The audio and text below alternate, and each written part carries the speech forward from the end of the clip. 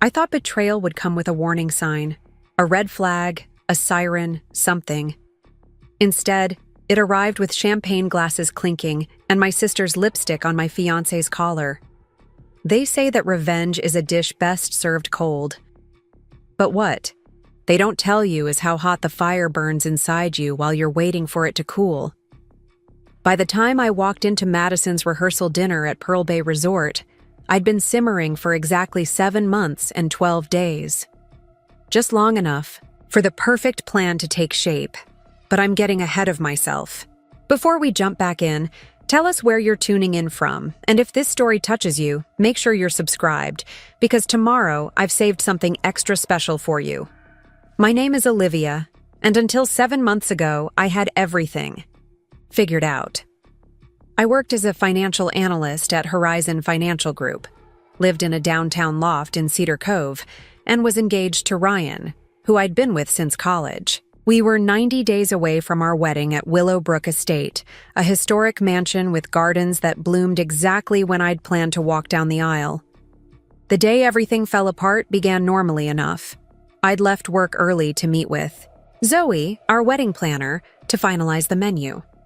But when she called to reschedule due to a family emergency, I headed home instead, looking forward to an unexpected quiet evening with Ryan. Except Ryan's car wasn't in our building's parking garage. Madison's Audi was. My sister's car shouldn't have been there. Madison was supposed to be at her gallery downtown, hosting an exhibition of local artists. We'd texted about it that morning. She'd asked if I could drop by. I'd promised to try. The elevator ride to the 12th floor felt endless. I told myself there had to be a reasonable explanation. Maybe Ryan was giving her a ride somewhere. Maybe she'd stop by to drop off the bridesmaid dress samples she'd promised. My key turned, in the lock with a soft click. The apartment was quiet, but not empty. 2 wine glasses sat on the coffee table. Madison's designer jacket was draped over one of our dining chairs. "Madison?" I called out, dropping my keys in the bowl by the door. "Ryan?" No answer, but I heard movement from our bedroom. A soft laugh I recognized instantly as my sister's. Then Ryan's voice, too low to make out the words. People talk about out-of-body experiences, but I've never understood what they meant until that moment.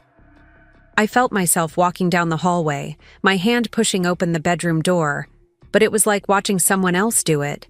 Someone braver, someone who was prepared for what was on the other side. Ryan and Madison were tangled in our sheets. The sheets I'd bought last month during the home goods sale, 800 thread count Egyptian cotton in a shade of blue that Ryan had said brought out my eyes. "Olivia!" Madison scrambled to cover herself. Ryan just stared, frozen in place, his expression shifting from shock to guilt in the span of a heartbeat. "What is this?" My voice sounded foreign to my own ears, too calm, too controlled. "It's not," Ryan started, then stopped. Even he couldn't say it's not what it looks like with a straight face. Madison clutched the sheet higher. "Liv, we were going to tell you." "When?" I stepped further into the room, scanning the familiar space that now felt alien. "After the rehearsal dinner, during the honeymoon?" "After the wedding," Ryan said quietly. "We didn't want to hurt you." I actually laughed. A sharp, broken sound that surprised even me. "After the wedding? You were going to wait until after I married you to tell me you're sleeping with my sister?" Madison started crying. She'd always been good at timing her tears for maximum effect. "It just happened, Liv. We never meant—" "How long?" I cut her off. They exchanged a look that told me everything I needed to know. This wasn't new. This wasn't a one-time mistake. 4 months, Ryan finally admitted. 4 months. While I'd been taste-testing wedding cakes and addressing invitations, they'd been— "Get out," I said, surprised by the steadiness in my voice. "Both of you. Get dressed and get out of my apartment." "Olivia, please, we need to talk about this." Ryan reached for my hand, but I stepped back. "The ring." I held out my palm. Give it back." He hesitated only a moment before sliding the 2-carat diamond off my finger. It caught the afternoon light as it passed between us, throwing tiny rainbows across the wall. I'd once thought it was the most beautiful thing I'd ever seen. They dressed in uncomfortable silence, Madison sniffling periodically while Ryan kept trying to catch my eye. I stood in the doorway, arms crossed, waiting. Part of me still couldn't believe this was happening. That my sister, my only sister, who'd been my maid of honor, who'd helped me choose the ring now burning a hole in my pocket, could do this. "We should talk when you've calmed down," Madison said, as they shuffled past me toward the front door. "As a family." "Family?" I repeated the word like I was learning a foreign language. "Is that what we are?" Ryan reached for me again. "Olivia, don't touch me." I stepped back. Ever again. After they left, I locked the door and slid down against it until I hit the floor. I expected to cry, to scream, to fall apart. Instead, I felt nothing but a strange, icy clarity. I pulled out my phone and called Zoe, our wedding planner. "The wedding's off," I said when she answered. "What? Olivia, what happened?" "Ask my sister. She's sleeping with my fiancé."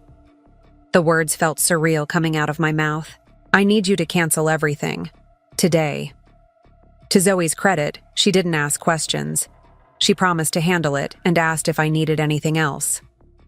"Yes," I said after a moment. "Don't refund the deposit on Willowbrook. Not yet."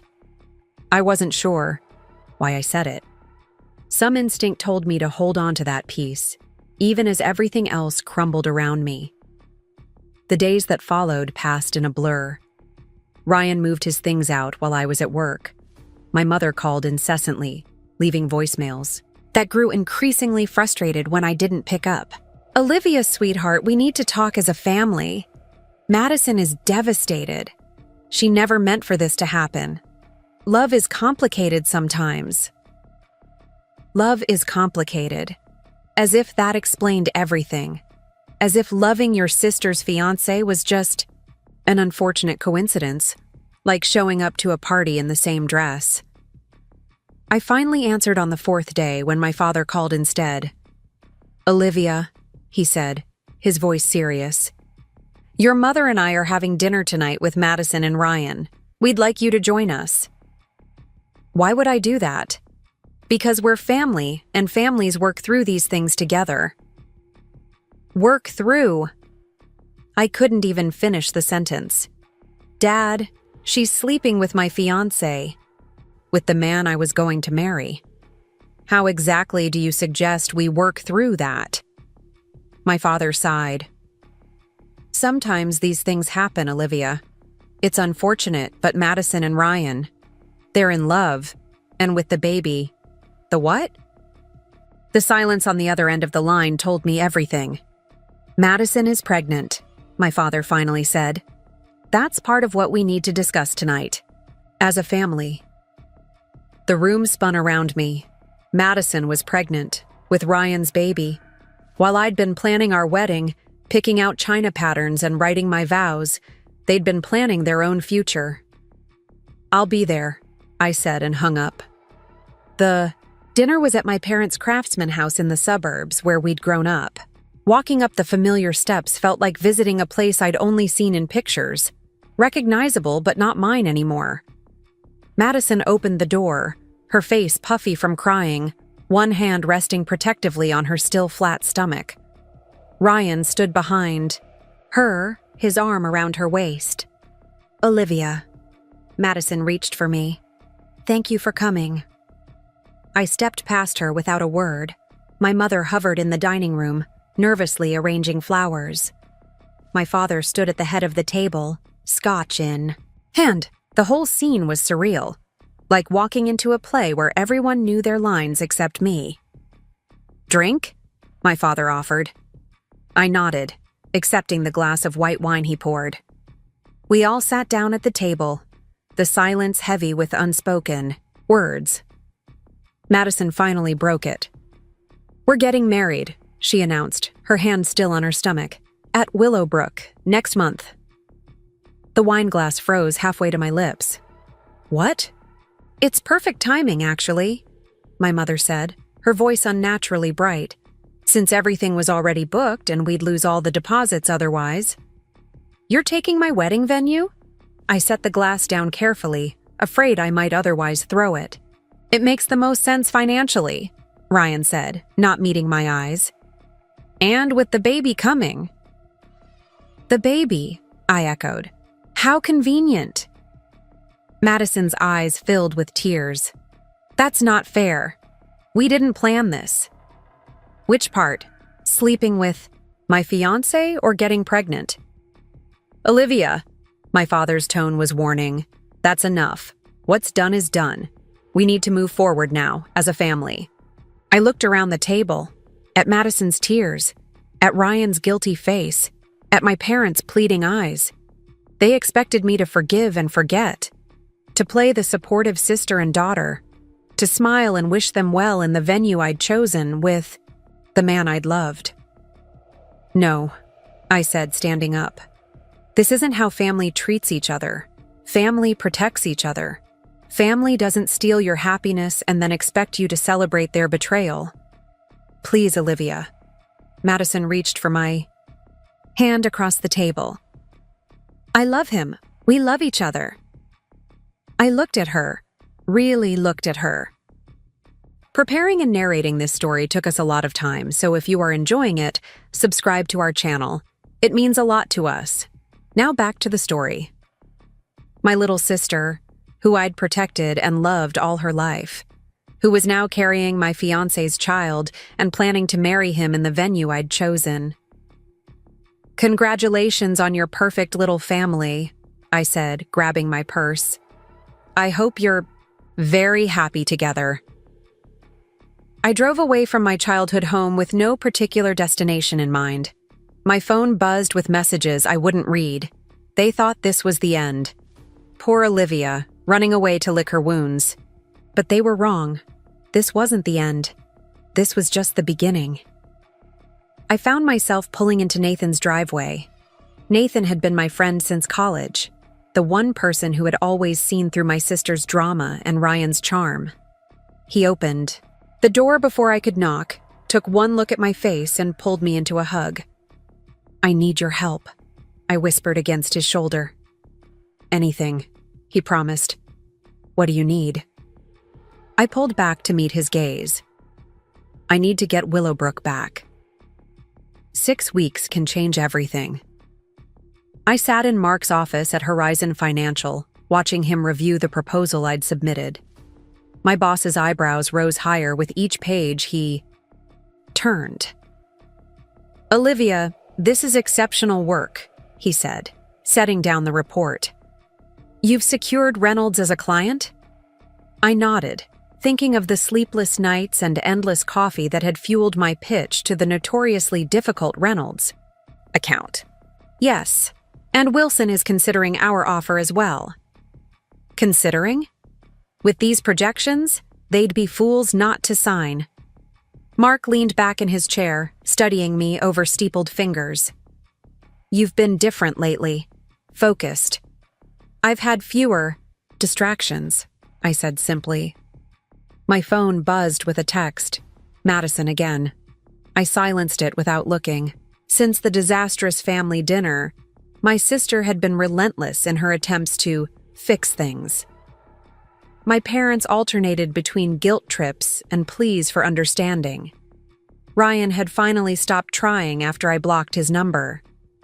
"Well, whatever's driving this new focus, I'm impressed," Mark said. "The partnership committee meets next month. Keep this up, and your name will definitely be in the conversation." Partnership. 6 months ahead of my 5-year plan. Once, that would have been the most important thing in my world. "Thank you," I said, rising from my chair. "I appreciate the opportunity." "Speaking of opportunities," Mark called as I reached the door. "How's the house hunting going? You mentioned looking at properties in Cedar Heights." I smiled, thinking of the meeting I had scheduled for that afternoon. Actually, I'm viewing a property today that I'm very interested in. After work, I met Nathan at the Lighthouse Cafe, our usual spot. He was already there, laptop open, papers spread across the table. "It's happening," he said without preamble as I sat down. "The owner of Willowbrook called me back. He's willing to meet tomorrow." I nearly spilled my coffee. "Seriously? I thought the property wasn't for sale." Nathan grinned, turning his laptop to show me the email. "Everything's for sale at the Gay. Right price. And Willowbrook has been operating at a loss for the past 2 years. The wedding venue business keeps it afloat, but barely." "How do you know all this?" "I may have called in a favor from Tessa in accounting. She dated the owner's son in college." I stared at the screen, hardly daring to believe it. Willowbrook Estate, the historic mansion and gardens where I'd planned to get married, where Madison and Ryan were now planning their wedding, might actually be within my reach. "There's something else you should see," Nathan said, pulling up a social media page. Madison's latest post filled the screen. A photo of her and Ryan standing on Willowbrook's famous rose terrace, her small baby bump visible under a flowing dress. The caption read, "59 days until we say I do at our dream venue. Blessed beyond measure, die baby on board." "They don't know, right?" I asked, sipping my coffee to hide my expression. "That I'm trying to buy Willowbrook? No one knows except us. And the owner." Nathan closed his laptop. "Are you absolutely sure about this, Olivia? Once you sign those papers." I thought about Madison and Ryan planning their perfect day in the venue I'd chosen. About my mother's voice messages insisting that everything happens for a reason, and that I should be happy for them. About the baby that would make us all family forever, tying me to their betrayal for decades to come. "I'm sure," I said, my voice steady. "More than sure." My phone rang, my mother this time. I declined the call. "They're going to hate you for this," Nathan said quietly. I met his eyes across the table. "They already do. They just pretend they don't." The next week passed in a blur of meetings, paperwork, and legal consultations.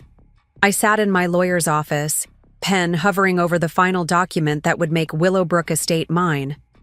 "Once you sign," my lawyer said, "the estate is yours. All operations, bookings, and management will be at your discretion." I signed my name with a steady hand, feeling a strange mix of vindication and disbelief. It was done. Willowbrook was mine. Walking out of the office, I bumped into Tessa from accounting. "Olivia, I was just heading to your office," she said. "Did you hear about Madison and Ryan?" My stomach tightened. "What about them?" "Their wedding venue canceled on them. Something about new ownership and policy changes." Tessa's eyes were wide with gossip. "Madison's devastated. She's been posting tearful updates all morning." I forced a sympathetic frown. "That's terrible." "I know, and with the baby coming." And Tessa lowered her voice. "Your mom called the office looking for you. Said Madison really needs her sister right now." "I'm sure she does," I murmured. Back at my desk, I opened my email to find the first official communication from Willowbrook's manager, now my employee. He was requesting guidance on how to handle existing bookings, specifically mentioning a cancellation that had caused significant distress to the clients. My phone lit up with texts from my mother. "Family emergency. Madison needs you. Call me now." I typed back, "In meetings all day. Can't talk." She replied instantly, "This is important, Olivia. Madison lost Willowbrook. She's hysterical. The doctor is worried about the baby." I set my phone down, trying to ignore the twinge of guilt. This was what I wanted, wasn't it? For them to feel a fraction of the pain they'd caused me? That evening, I stood on the grounds of Willowbrook, my property now. The gardens were immaculate, the historic mansion grand against the setting sun. Workers were setting up for a wedding scheduled for the weekend, a booking I'd decided to honor, unlike my sisters. I walked through the rose terrace where Madison and Ryan had taken their announcement photo, past the gazebo where I'd planned to say my vows, and into the grand ballroom where my reception would have been.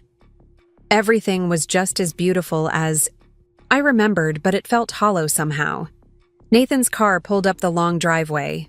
He found me in the ballroom, standing alone.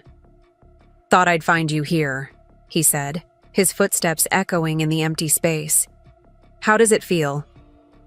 "Strange," I admitted. "I got what I wanted, but..." "But?" I turned to face him.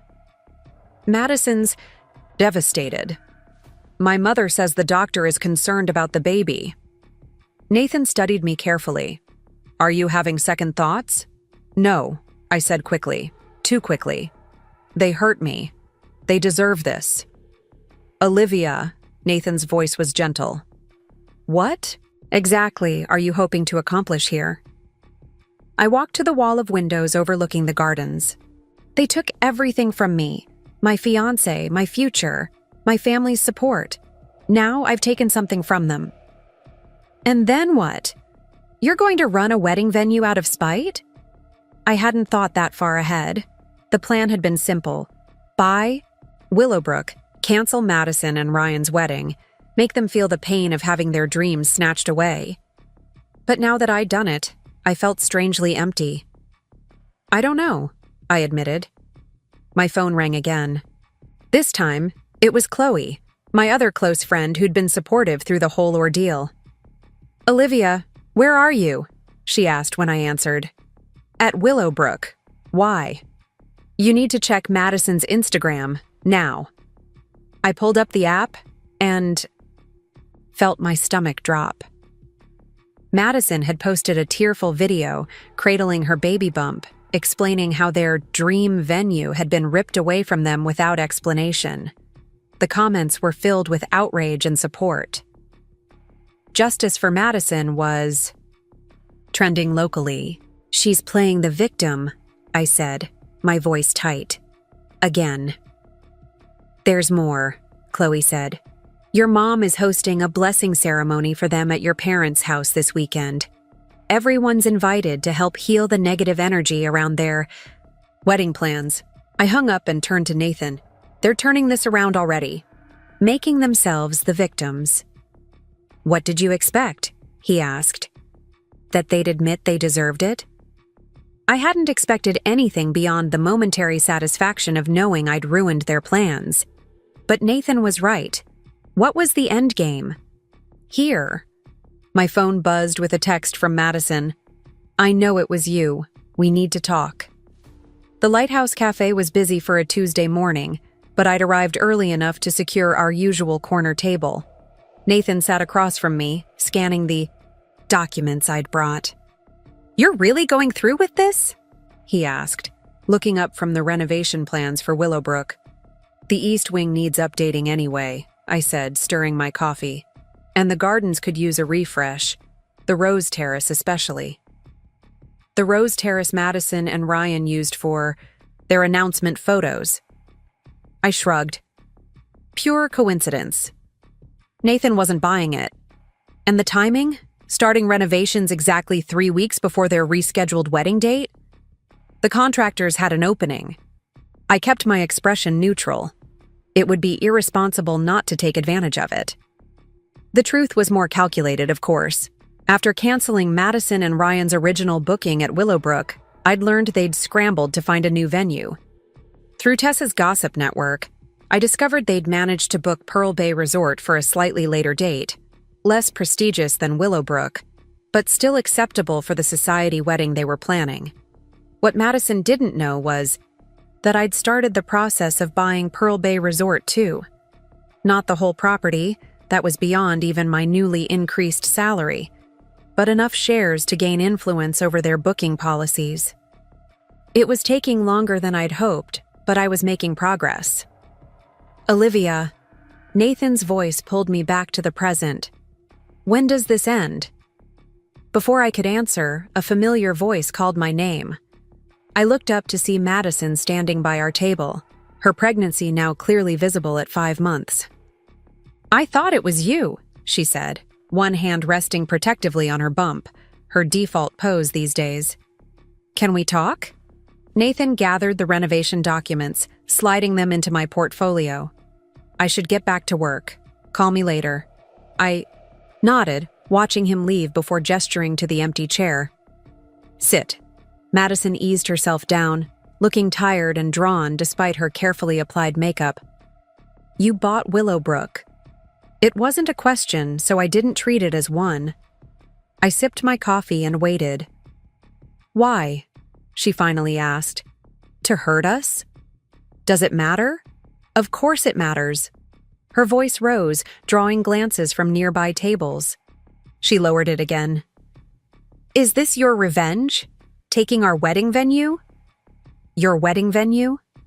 I set my cup down carefully. "It was my wedding venue first, Madison. The one I chose for my wedding to Ryan. Remember that wedding? The one that didn't happen because my sister was sleeping with my fiancé?" She flinched. "I've apologized 1,000 times, Olivia. What else can I do? We didn't plan for this to happen." "Which part didn't you plan? The affair? The pregnancy? Or getting caught?" Madison's eyes filled with tears. She'd always been able to cry on command, a talent that had gotten her out of trouble countless times growing up. "I know you're hurt. You have every right to be. But this, buying Willowbrook, canceling our wedding, it's not going to change what happened." "No," I agreed. "Nothing will change what happened. But actions have consequences, Madison. Consider this yours. And the baby? Your niece or nephew? Do they deserve consequences too?" It was a low blow, using the baby as emotional leverage. Typical Madison. "Don't worry," I said, gathering my things. "I hear Pearl Bay Resort is lovely this time of year." Her face paled. "How did you know we booked Pearl Bay?" I stood up, slinging my bag over my shoulder. "Congratulations on finding a new venue. I hope the third time's the charm." "The third?" Madison's eyes widened. "Olivia, what have you done?" I left her sitting there, her question hanging in the air. The truth was, I hadn't done anything to their Pearl Bay booking. Yet. But she didn't need to know that. The next few weeks passed in a whirlwind of work and planning. The renovations at Willowbrook were proceeding on schedule. My bid for shares in Pearl Bay Resort was inching forward, though slower than I'd hoped. And at Horizon Financial, I was on track for the partnership announcement next month. My mother's calls had transitioned from pleading to cold fury. My father had called exactly once, his message brief. "Your sister is on bed rest due to stress. I hope you're satisfied." I wasn't satisfied, not even close. But I was committed to seeing this through. The invitation to Madison and Ryan's rehearsal, dinner arrived by courier on a rainy Thursday afternoon. I stared at the cream envelope, embossed with silver lettering. "Madison and Ryan, a love story begins." Inside was a handwritten note from Madison. "Please come. We need to talk. For real this time." I set it aside, turning back to my computer. On the screen was an email from my contact at Pearl Bay Resort, confirming that renovations would begin in the beach pavilion area, where Madison and Ryan's ceremony was scheduled, starting next week. It wasn't the full ownership stake I'd been working toward, but it was enough to disrupt their plans once again. My phone rang. Chloe. "Did you get the invitation?" she asked without preamble. "To the rehearsal dinner?" "Yes." "Are you going?" I glanced at the invitation, then at the email on my screen. "I'm considering it." "Olivia?" Chloe's voice turned serious. "I ran into Ryan today." My hand tightened around the phone. "And?" "He looks terrible. Thin, stressed. There are rumors he's having financial problems." "Not my concern." "There's more," she hesitated. "He asked about you. Wanted to know if you were seeing anyone." A bitter laugh escaped me. Checking if I've moved on? Classic Ryan. No, it wasn't like that. He seemed, I don't know, regretful. He should be, I said flatly. After hanging up, I sat at my desk, the invitation staring back at me. The rehearsal dinner was in 2 days, at Pearl Bay Resort, the same resort where construction would begin the day after, potentially derailing their wedding plans for the second time. Part of me wanted to ignore the invitation, to let the construction commence without warning. But another part, a part I'd been trying to silence for months, wanted to see their faces when they realized what was happening. Wanted to witness the moment they understood that they weren't going to get their perfect happy ending after all. I sent a brief RSVP. I'll be there. The night of the rehearsal dinner arrived with perfect coastal weather. Calm seas, gentle breeze, the kind of sunset that usually graced the covers of Cedar Cove's tourism brochures. I dressed carefully, a sleek black dress that showcased the results of 6 months of rage-fueled workouts, hair styled in loose waves, makeup subtle but flawless. Nathan had offered to come as my +1, but this was something I needed to do alone. Pearl Bay Resort's dining terrace was decorated with fairy lights and white roses, Madison's favorite. As I approached, I could see the small gathering of family and close friends. My parents, looking tense despite their formal attire. Ryan's parents, whom I'd once almost called my in-laws. A few mutual friends who looked distinctly uncomfortable when they spotted me. And at the center of it all, Madison and Ryan. She in a flowing white maternity dress, he in a sharp suit, both wearing matching expressions of shock as I walked in. "Olivia," my mother recovered first, hurrying over. "You came." "I was invited," I replied, accepting the glass of champagne a server offered before remembering I'd need a clear head for what was coming. I set it aside, untouched. Madison made her way to me, moving carefully with her now prominent baby bump. "Thank you for coming," she said, her voice uncertain. "It means a lot." "Does it?" I looked past her to Ryan, who was watching us with an unreadable expression. "Yes." She touched my arm lightly. "We want to make things right, Liv. That's why we wanted you here tonight." Before I could respond, Ryan's father called for everyone's attention, announcing it was time for toasts. I settled into a chair at the back, watching as various friends and family members rose to wish the couple well. My father spoke about the importance of family forgiveness. Ryan's mother gushed about the baby, their little blessing. Then Ryan stood up, glass in hand, and looked directly at me. "I want to thank everyone for being here tonight," he began, his voice steady but his hand shaking slightly. "Especially Olivia." A hush fell over the gathering. Madison looked confused, clearly not expecting this deviation from their planned speeches. "7 months ago, I made the biggest mistake of my life," Ryan continued. "I betrayed someone who loved and trusted me, someone who deserved better." My mother shifted uncomfortably in her seat. My father stared at his plate. "I told myself it was love," Ryan said, still looking at me. "That what Madison and I had was special, that it justified what we did.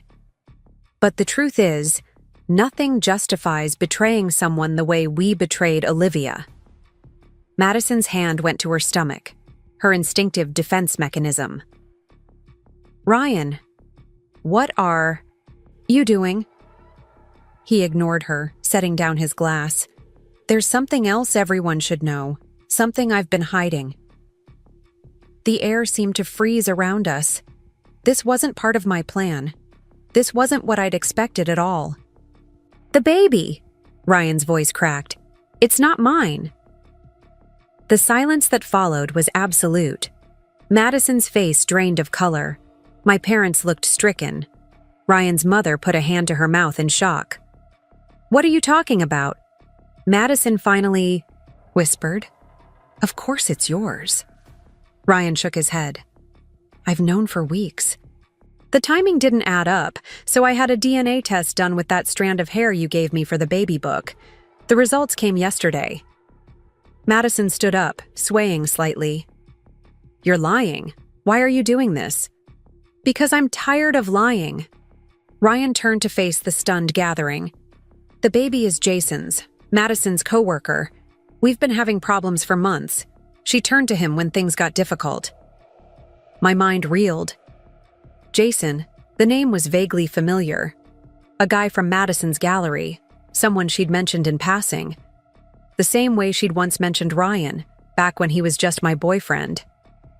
That's not true.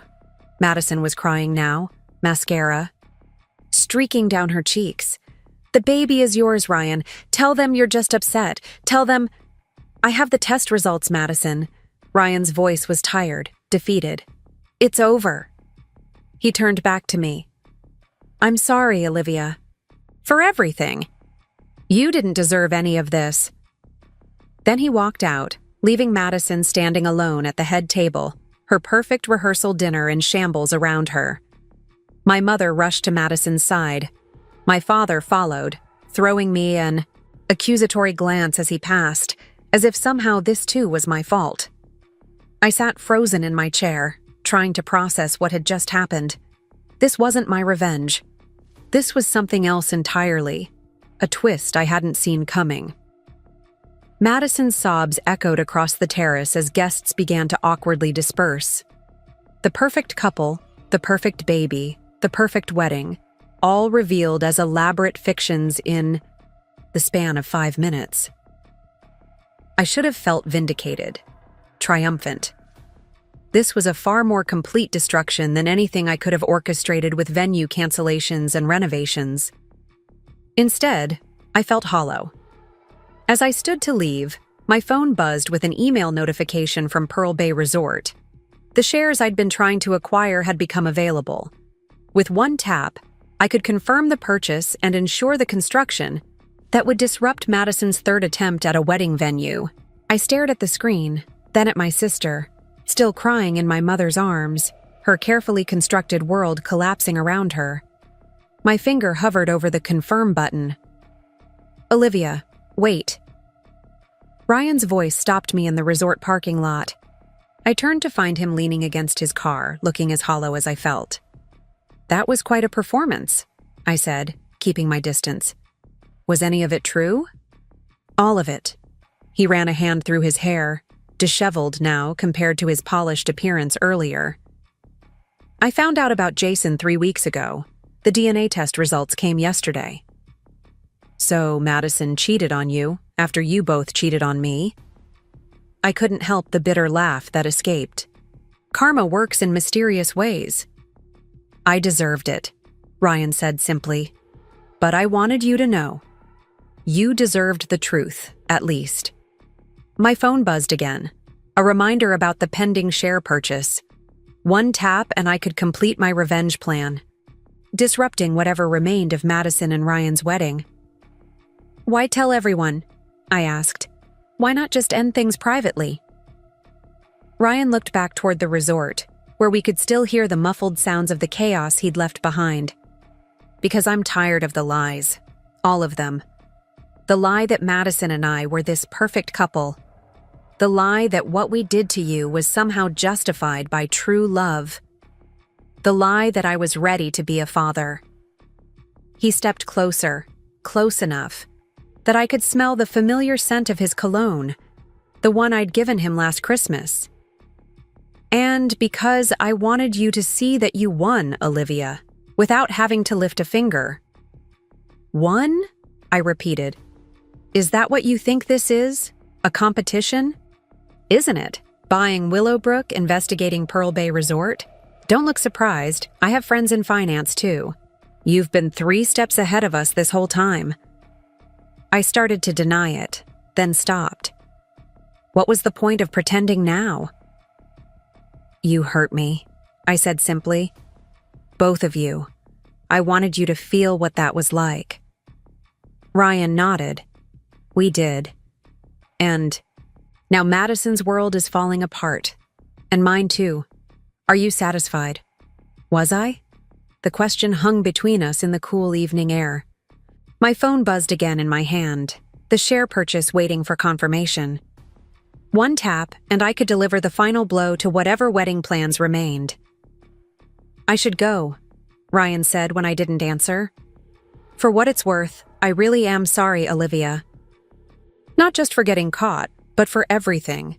You deserved better." He walked away, shoulders slumped, a shadow of the confident man who had once promised to love me forever. I watched him go, then looked down at my phone. The confirmation screen glowed up at me, waiting. With a deep breath, I pressed cancel instead. Inside the resort, the aftermath of Ryan's announcement was still unfolding. Most guests had tactfully departed, leaving only my parents, Ryan's shell-shocked parents, and Madison, who sat alone at a table by the windows overlooking the ocean, her makeup streaked down her face. My mother spotted me first. "Haven't you done enough?" she hissed, blocking my path. "Are you happy now?" "This wasn't me," I said quietly. "I had nothing to do with Ryan's announcement." "But you're glad, aren't you?" My father joined her, his expression hard. "Glad to see your sister suffering."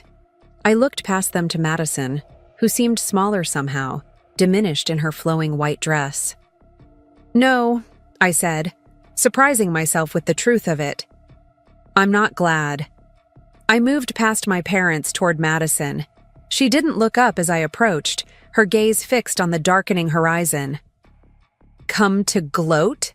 she asked, her voice raw from crying. "No." I sat down across from her. "Is it true? About Jason?" Madison's hand went to her stomach, but this time the gesture seemed less performative, more protective. "Yes." "How long? Does it matter?" She finally looked at me, her eyes red-rimmed but defiant. "You got what you wanted. I lost Ryan, the wedding's off, and now everyone knows I'm—" Her voice broke. "A cheater, just like I was with you." "Was any of it real?" I asked. "You and Ryan?" Madison was quiet for so long I thought she wouldn't answer. "I thought it was," she finally said. "In the beginning. He was everything I'd always envied about your life, Olivia. The successful boyfriend, the perfect future. Then it became real, at least for me. But for Ryan..." She shook her head.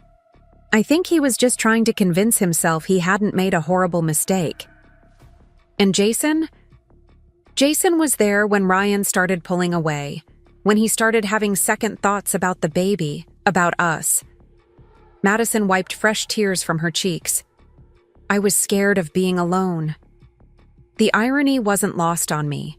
Madison had feared abandonment so much she'd created exactly the situation she was most afraid of.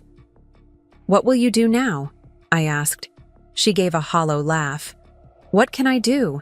I'm 5 months pregnant, newly single, and now everyone in Cedar Cove knows I'm the woman who stole her sister's fiancé only to cheat on him with a coworker." She met my eyes directly. "But you've made sure I won't even have Willowbrook or Pearl Bay for the wedding that's not happening anymore, right?" I thought about the renovation plans sitting on my desk at home, the share purchase I'd just canceled, all the elaborate steps in my revenge plan that now seemed pointless. "Actually," I began, but was interrupted by my mother's arrival at our table. "Madison, sweetheart, your father and I think you should come home with us tonight," she said, deliberately ignoring my presence. "You shouldn't be alone right now." "I'm fine, Mom," Madison said, sounding exhausted. "Nonsense, you're in shock. And thinking of the baby." "The baby is fine," Madison cut her off. "And I need to talk to Olivia." My mother blinked in surprise. "Now? After everything that's happened? Madison, you need rest, not more stress." "Mom," I stood up. "Give us a few minutes, please." She looked between us, clearly torn between her protective instincts toward Madison and her surprise at our apparent truce. Finally, she nodded stiffly. 5 minutes. Then we're taking you home, Madison."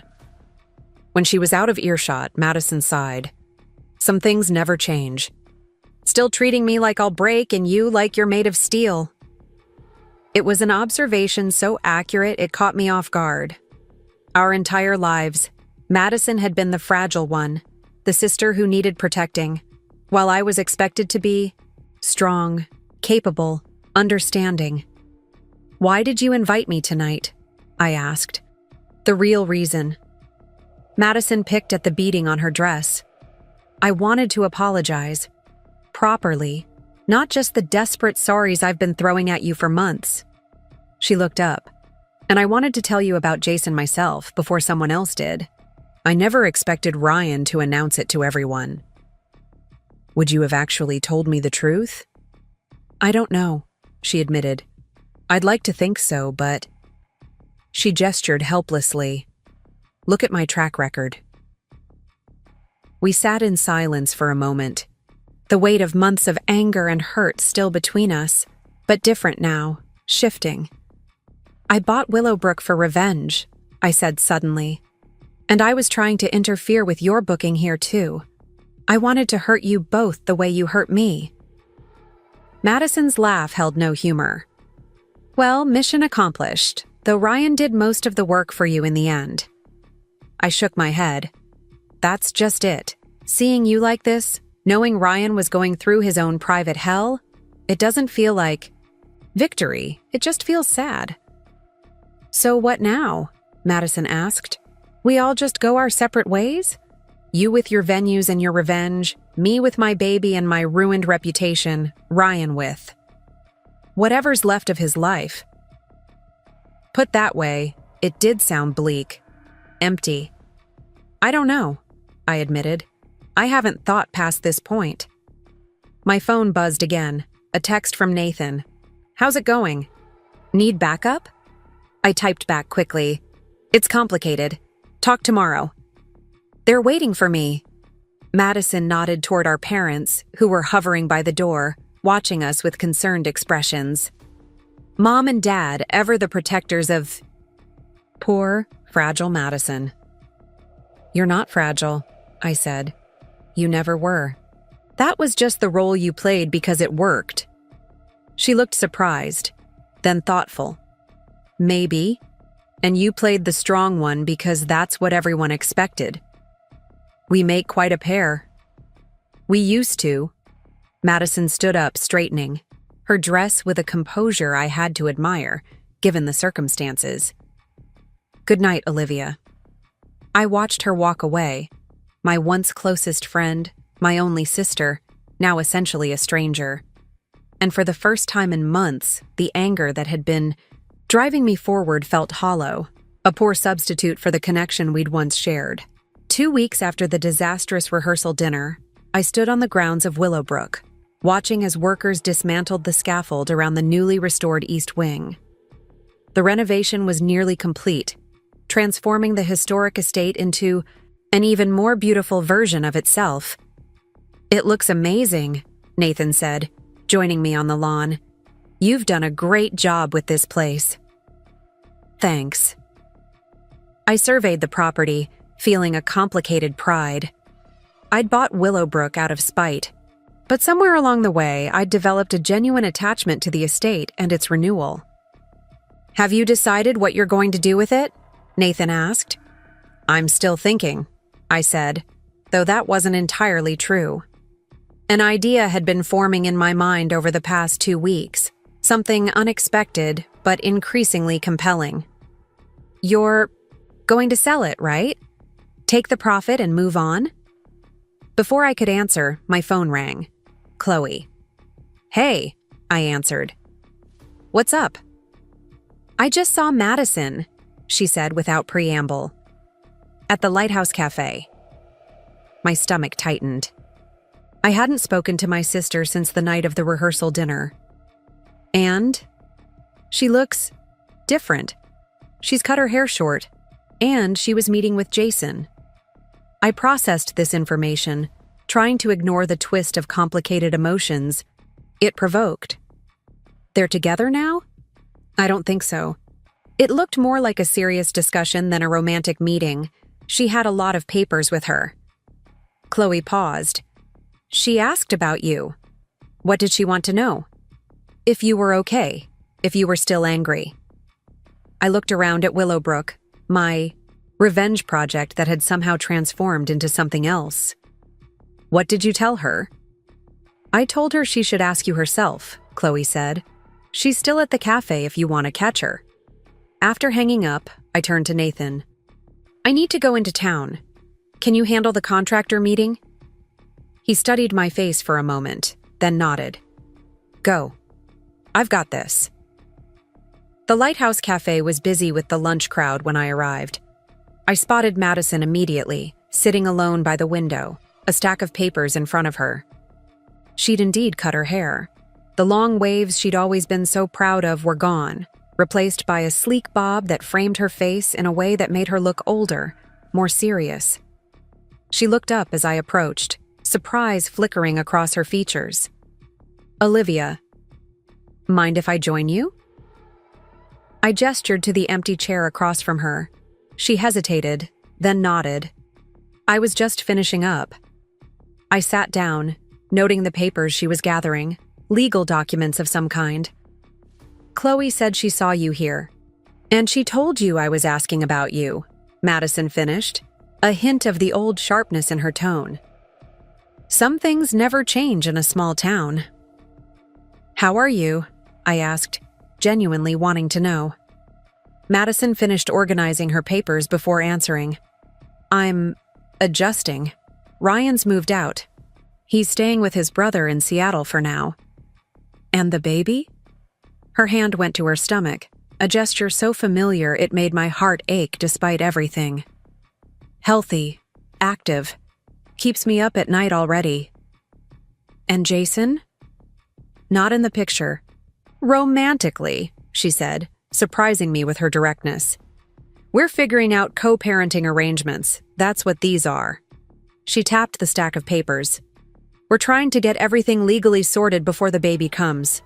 I nodded, impressed despite myself by her practical approach. That's mature.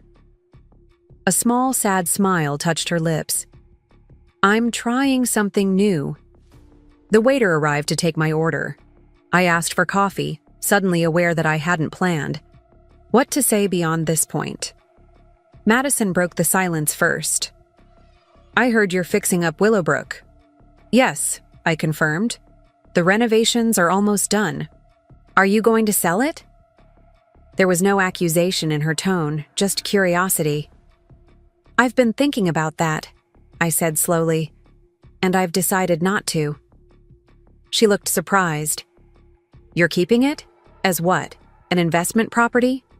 No. I took a deep breath. I'm turning it into a nonprofit event space for community use. Wedding venue operations will continue, but a percentage of the profits will go to scholarships for Cedar Cove students. Madison stared at me. That's not what I expected. Me neither, I admitted, but it feels right. When did you decide this? I've been thinking about it since the rehearsal dinner, I said truthfully. Revenge wasn't making me feel better. It was just keeping me stuck. Madison was quiet for a long moment, her fingers tracing patterns on her water glass. I've been doing a lot of thinking too, she finally said, about patterns. How I've always taken the easy way out, letting people, especially you, clean up my messes. It was such an unexpected admission that I didn't know how to respond. I was jealous of you, she continued. Always have been. You were the smart one, the responsible one, the one with the perfect life plan. I wanted what you had, and instead of working for it myself, I just took it. Her voice caught. And I ruined everything for both of us. The waiter brought my coffee, creating a momentary reprieve from the intensity of her confession. When he left, I took a careful sip, buying time to process her words. I was jealous of you too, I finally said. Madison looked up in surprise. Of me? Why? Because everything came easily to you. People naturally loved you, protected you. I had to work for everything: respect, attention, love. She shook her head. That wasn't real love, Olivia. That was, I don't know, some kind of protective instinct people had because I seemed vulnerable. It wasn't based on who I really was. And who are you really? I asked, genuinely curious. Madison touched her newly short hair self-consciously. I'm still figuring that out, but I know who I don't want to be anymore. The person who hurts others to get what she wants. We sat in silence for a moment, each absorbing the other's words. It wasn't forgiveness exactly, but it was something, an acknowledgement, perhaps, of the complicated truth that lay beneath our estrangement. What about Pearl Bay? Madison asked suddenly. The shares you were trying to buy to disrupt our wedding? Chloe told me about that too. I felt a flush of embarrassment. I canceled that purchase the night of the rehearsal dinner.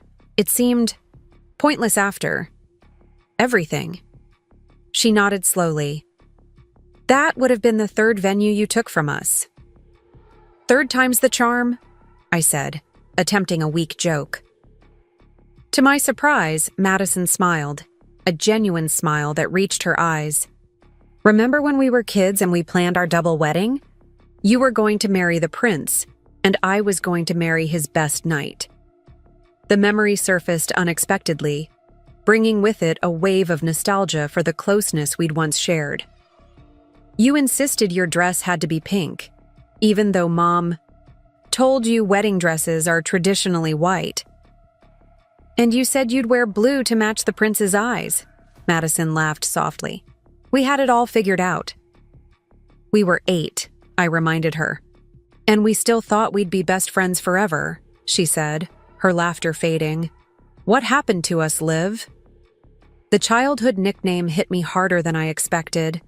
No one had called me Liv since the day I'd found Madison and Ryan together. We grew up, I said simply. We became different people. Did we? Or did we just fall into the roles we thought we were supposed to play? The responsible sister and the reckless one? It was a surprisingly insightful question. Maybe a bit of both. Madison glanced at her watch and began gathering her papers. I have a doctor's appointment. I should go. I nodded, feeling strangely reluctant to end the conversation. Madison, I said as she stood up. The nonprofit at Willowbrook.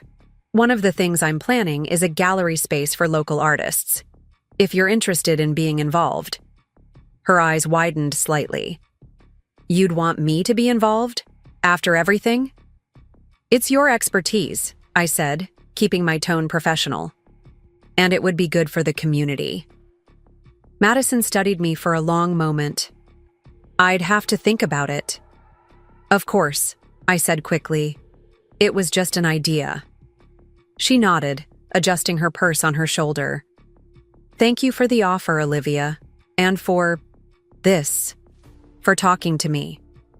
I watched her leave, feeling like something important had just happened, though I couldn't quite define what.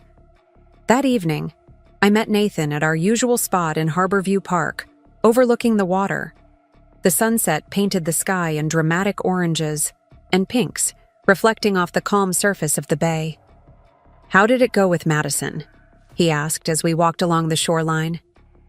Strange, I admitted, but not bad. We actually had a real conversation for the first time in months. About Ryan?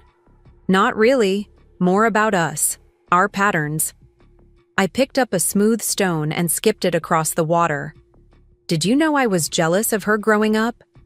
Nathan considered this. I guess I never thought about it that way. You always seemed so together, like you had everything figured out. That was the act, I said. Madison played the fragile one, and I played the strong one. We both got trapped in those roles until we couldn't see each other as actual people anymore. And now? I shrugged. Now we're trying to figure out who we really are, I guess. Without the act. Nathan stopped walking, turning to face me directly. And who are you, Olivia? Without the revenge plan, without the anger driving you forward, Who do you want to be? It was the question I'd been asking myself for the past 2 weeks, ever since the night of the rehearsal dinner when all my carefully laid plans had suddenly seemed hollow. I want to be someone who builds things, I said slowly, not someone who tears them down. That's why I'm keeping Willowbrook, turning it into something positive. Is that enough? Nathan asked gently. To move forward? I thought about Madison's newly cut hair, her straightforward approach to co-parenting with Jason, the glimmer of the sister I'd once loved that I'd seen today at the cafe. No, I admitted. But it's a start. 3 months later, I stood in the grand ballroom of Willowbrook Estate, watching as the final preparations were made for the opening gala of the Willowbrook Community Arts and Events Center. The renovations were complete, transforming the historic mansion into a beautiful multi-purpose space while preserving its original character. The East Wing now housed a small but elegant art gallery, curated, surprisingly to some, by Madison, whose expertise in the local art scene had proven invaluable. Our professional relationship had been tentative at first, each of us carefully maintaining boundaries, but over time it had evolved into something that, while not the easy closeness of our childhood, was its own kind of connection. Everything looks perfect, Chloe said, joining me by the grand staircase. You've done an amazing job with this place. We all have, I corrected her, gesturing to where Nathan was directing the catering staff, his organizational skills proving as useful here as they had been in my revenge planning. It's been a group effort. Speaking of groups, Chloe nodded toward the entrance. Your parents just arrived. I took a deep breath. My relationship with my parents remained complicated. They'd been skeptical of the Willowbrook project at first, viewing it as another elaborate scheme on my part. It had taken time, and Madison's surprising support, to convince them that my intentions were genuine. Olivia, my mother approached, looking elegant but slightly uncomfortable. The place looks lovely. Thank you, I said, accepting her air kiss. I'm glad you could make it. My father stood awkwardly beside her. Impressive work, he managed, looking around the ballroom. Very community-minded. It wasn't exactly a warm endorsement, but it was progress. Madison's in the gallery if you want to see her, I told them. She's been working all day to get the exhibition ready. They nodded and moved off in that direction, leaving me with mixed feelings. Our family dynamic was still finding its new balance, the old patterns of expectation and resentment slowly being renegotiated. As guests began to arrive, community leaders, local business owners, supporters of the arts, I found myself drawn to the gallery wing. I paused in the doorway, watching as Madison guided our parents through the exhibition she'd curated. Her pregnancy was now in its final weeks, her belly pronounced beneath the flowing dress she wore. She looked up and saw me watching, a moment of understanding passing between us. She excused herself from our parents and made her way over to me. Nervous? She asked, joining me in the doorway. A little, I admitted. You? Terrified. She smiled, then glanced back at the gallery. But proud, too. This is good work, Olivia. Not just the renovation, but what you're doing with it. Your exhibition is the highlight, I said, meaning it. You've brought together some incredible artists. Madison placed a hand on her stomach as the baby kicked. Olivia, there's something I've been wanting to ask you. What is it? She hesitated, uncharacteristically tentative. When the baby comes. Would you be there? Not in the room, she added quickly. Just nearby. It would mean a lot to have family there. Family.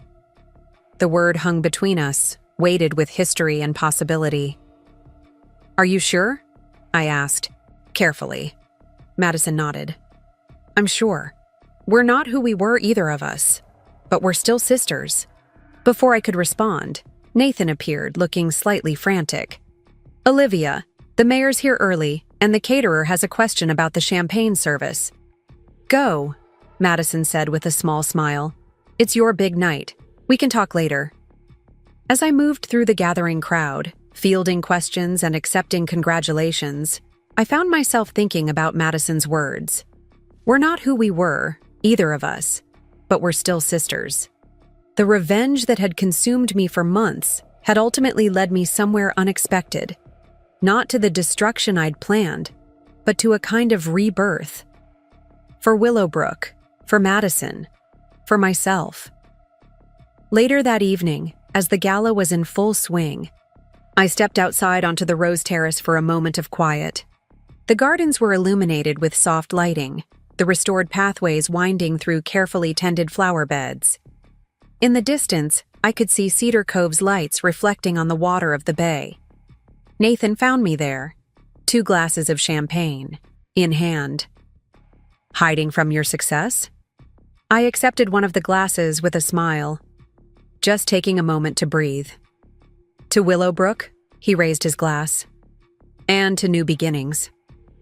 New beginnings, I echoed, clinking my glass against his. As we stood there in comfortable silence, I realized that the hollow feeling that had driven me for so long had been replaced by something else. Not happiness exactly, at least not yet, but possibility. The possibility of building something new from the ruins of what had been destroyed. The possibility of finding my way forward without the weight of anger and betrayal holding me back. Inside, I could see Madison through the windows, talking animatedly with a group of artists, one hand resting on her belly. Our eyes met briefly across the distance, and she gave me a small nod, acknowledgement of how far we'd come and how far we still had to go. I nodded back, accepting the complicated truth of our shared past and the uncertain promise of our future. Some wounds may never fully heal, but perhaps they could become part of a new story, one that we were both, in our own ways, just beginning to write. 6 weeks after the gala, I found myself pacing the waiting room of Cedar Cove Memorial Hospital, checking my watch every few minutes. Madison had gone into labor early that morning, 3 weeks before her due date. Nathan sat nearby, flipping through a dog-eared magazine without really reading it. She's going to be fine, he said, noticing my agitation. First babies often take their time.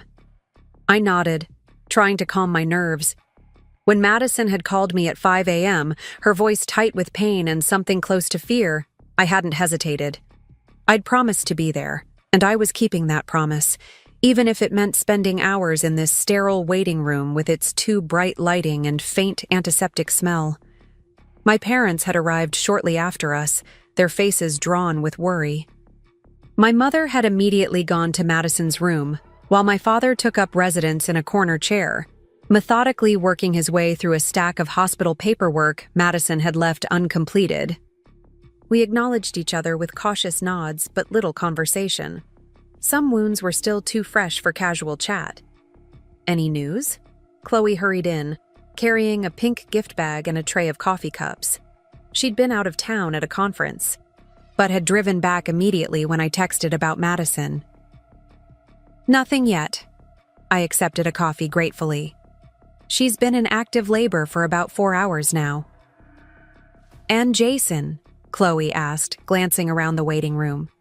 He's with her. Arrived. Right after we did. To everyone's surprise, Jason had stepped up in the months following the rehearsal dinner revelation. He wasn't in a romantic relationship with Madison, but he'd made it clear he intended to be present for his child. My phone buzzed with a message from my mother. Doctor says it's going well, but still some time to go. Madison asking for you.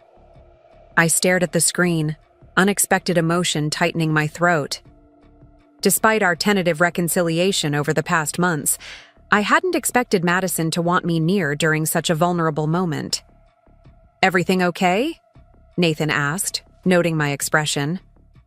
Madison's asking for me, I said, still processing. I should go. The maternity ward was quieter than I expected, the soft beeping of monitors and hushed voices of nurses creating a strangely peaceful atmosphere. I found my mother outside Madison's room, her face lined with fatigue but calm. "She's between contractions right now," she said, squeezing my arm. "The doctor says everything looks good, just slow progress." I nodded, suddenly hesitant. "Are you sure she wants me in there?" My mother's expression softened slightly. "She asked for you specifically, Olivia. 3 times. Taking a deep breath, I pushed open the door. The room was dimly lit, with monitors casting a bluish glow over the bed where Madison lay. Jason sat beside her, holding her hand, while a nurse checked various readings on one of the machines. Madison looked up as I entered, her face pale and sheened with sweat, her short hair pushed back with a headband. "You came?" she said, her voice hoarse. "Of course I did."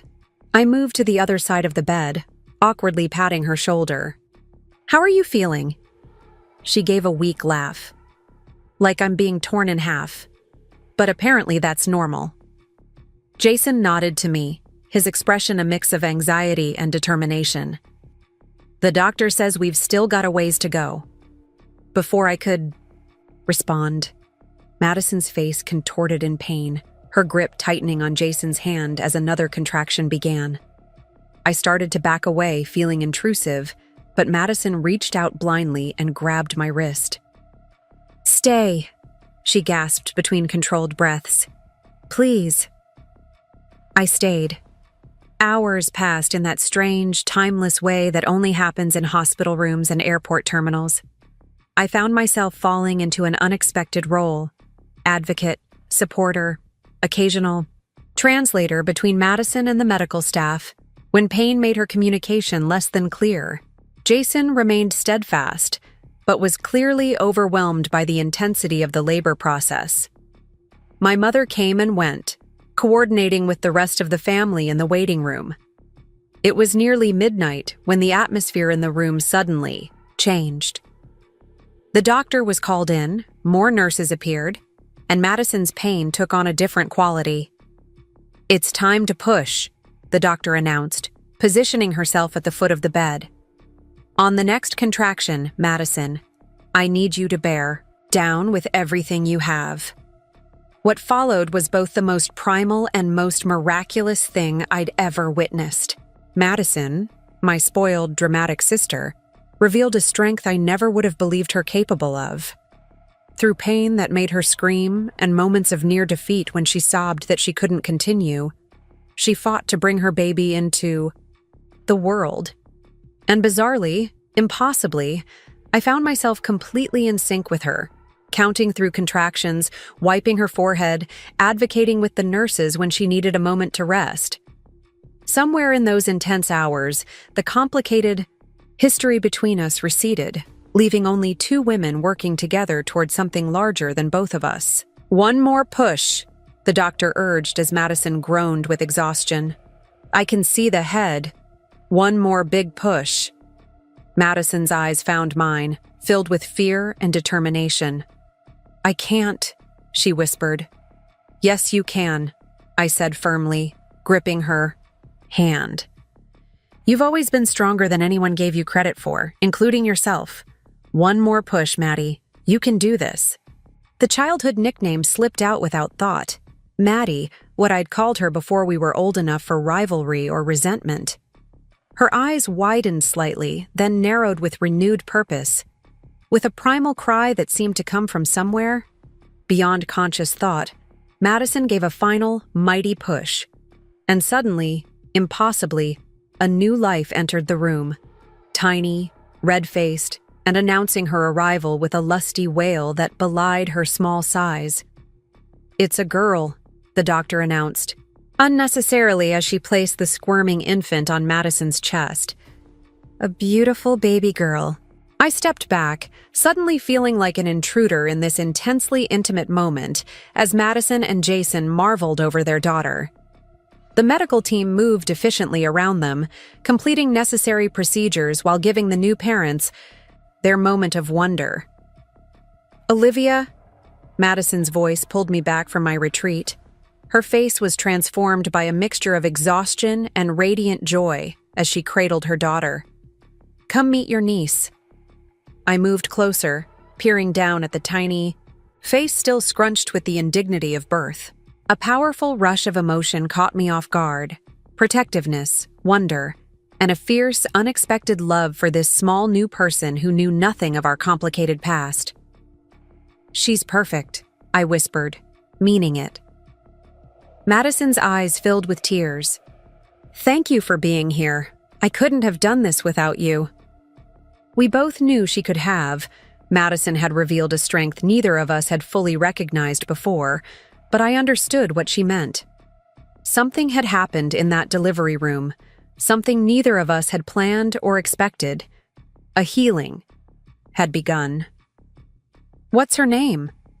I asked, gently touching the baby's tiny hand, marveling as miniature fingers curled reflexively around mine. Madison and Jason exchanged a look I couldn't quite interpret. "We've been discussing that," Madison said carefully. "And we were thinking, Olivia Grace." The world seemed to stop for a moment as I processed her words. "You want to name her after me?" "Only if you're okay with it," Madison added quickly. "I know before, at the family dinner, you said—" "That was different," I interrupted, remembering my angry words months ago when Madison had suggested naming the baby after me as some kind of peace offering. "That was about guilt and manipulation. This is because you're her aunt," Jason finished simply. "And because when Madison needed someone today, you were there. No questions asked." I looked at the baby, at little Olivia, and felt the last hard edges of my anger begin to dissolve. Not forgotten, not erased, but transformed into something else, something that left room for a future beyond the pain of the past. "I'd be honored," I said softly.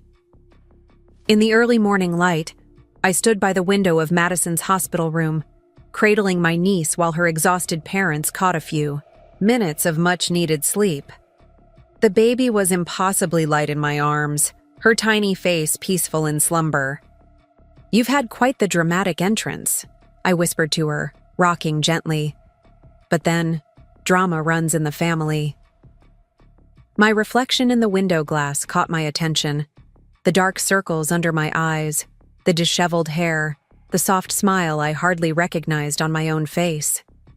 The woman who had meticulously planned her revenge, who had bought Willowbrook Estate to punish her sister, seemed very far away from this moment. A soft knock at the door preceded my father's cautious entrance. He paused when he saw me holding the baby, an unreadable expression crossing his face. "Your mother said I could come in," he said softly, mindful of the sleeping parents. "How is everyone?" "Exhausted but good," I replied, equally quiet. "Do you want to meet your granddaughter?" He approached with uncharacteristic hesitation, peering down at the bundle in my arms. His expression softened instantly, the stern lines of his face melting away. "She's beautiful," he breathed. "May I?" I carefully transferred the baby to his arms, watching as he cradled her with a tenderness I hadn't seen since Madison and I were small. For a moment, we stood together in comfortable silence, both mesmerized by the newest member of our family. "Olivia," my father finally said, not looking up from the baby, "I owe you an apology." The words were so unexpected that I couldn't immediately respond. "When everything happened with Madison and Ryan," he continued, "your mother and we didn't handle it well. We were so focused on protecting Madison that we didn't see how much you were hurting." "Dad, you don't have to—" "Yes, I do," he interrupted gently. "We've always expected you to be the strong one, the one who could handle anything. It wasn't fair to you then, and it isn't fair to you now." He finally looked up, meeting my eyes directly. "I'm sorry." The simple words unlocked something in my chest that I hadn't even realized was still locked away.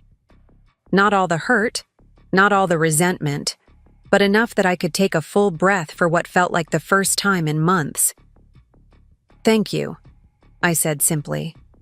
He nodded, then turned his attention back to his granddaughter. "Madison told us about the name. It's a good choice." "You think so?" "I do." He smiled down at the baby. Little Olivia Grace, named after her strong, resilient aunt who knows how to forgive. I didn't correct his assumption about forgiveness. The truth was more complicated. Not complete forgiveness, perhaps, but a willingness to move beyond the past that had felt impossible just months ago. "She'll need both of her aunts," Madison's voice came softly from the bed. She'd awakened and was watching us with tired eyes. The strong one and the creative one. My father carried the baby back to her mother, placing her gently in Madison's arms before discreetly slipping from the room, leaving us alone. "I thought we were trying to move past those labels," I said, settling into the chair beside her bed. "The strong sister and the fragile one." Madison adjusted the blanket around her daughter. "Not labels, just different strengths. You taught me that, actually. At Willowbrook, watching you transform that place, strength isn't just about enduring. It's about building something new from what's broken." It was perhaps the most insightful thing I'd ever heard my sister say, and it caught me off guard. "When did you get so wise?" She smiled down at her daughter. "Somewhere between losing everything I thought I wanted and finding what I actually needed." She looked up at me. "I don't expect us to ever go back to how we were before. Too much has happened, but I'd like us to find a way forward, for her sake, if nothing else." "I'd like that too," I said, surprised to find I meant it. 2 months later, I found myself once again at the Lighthouse Cafe, this time with Nathan, Chloe, and a stack of applications for the first round of Willowbrook scholarships. The nonprofit was thriving beyond my expectations, with community events booked months in advance and the gallery gaining recognition throughout the Pacific Northwest. 12 applicants for 2 scholarships, Chloe said, reviewing the files. "That's impressive for the first year." "And all of them qualified," Nathan added. "You've got some tough decisions ahead." I sipped my coffee, enjoying the familiar comfort of our regular table by the window.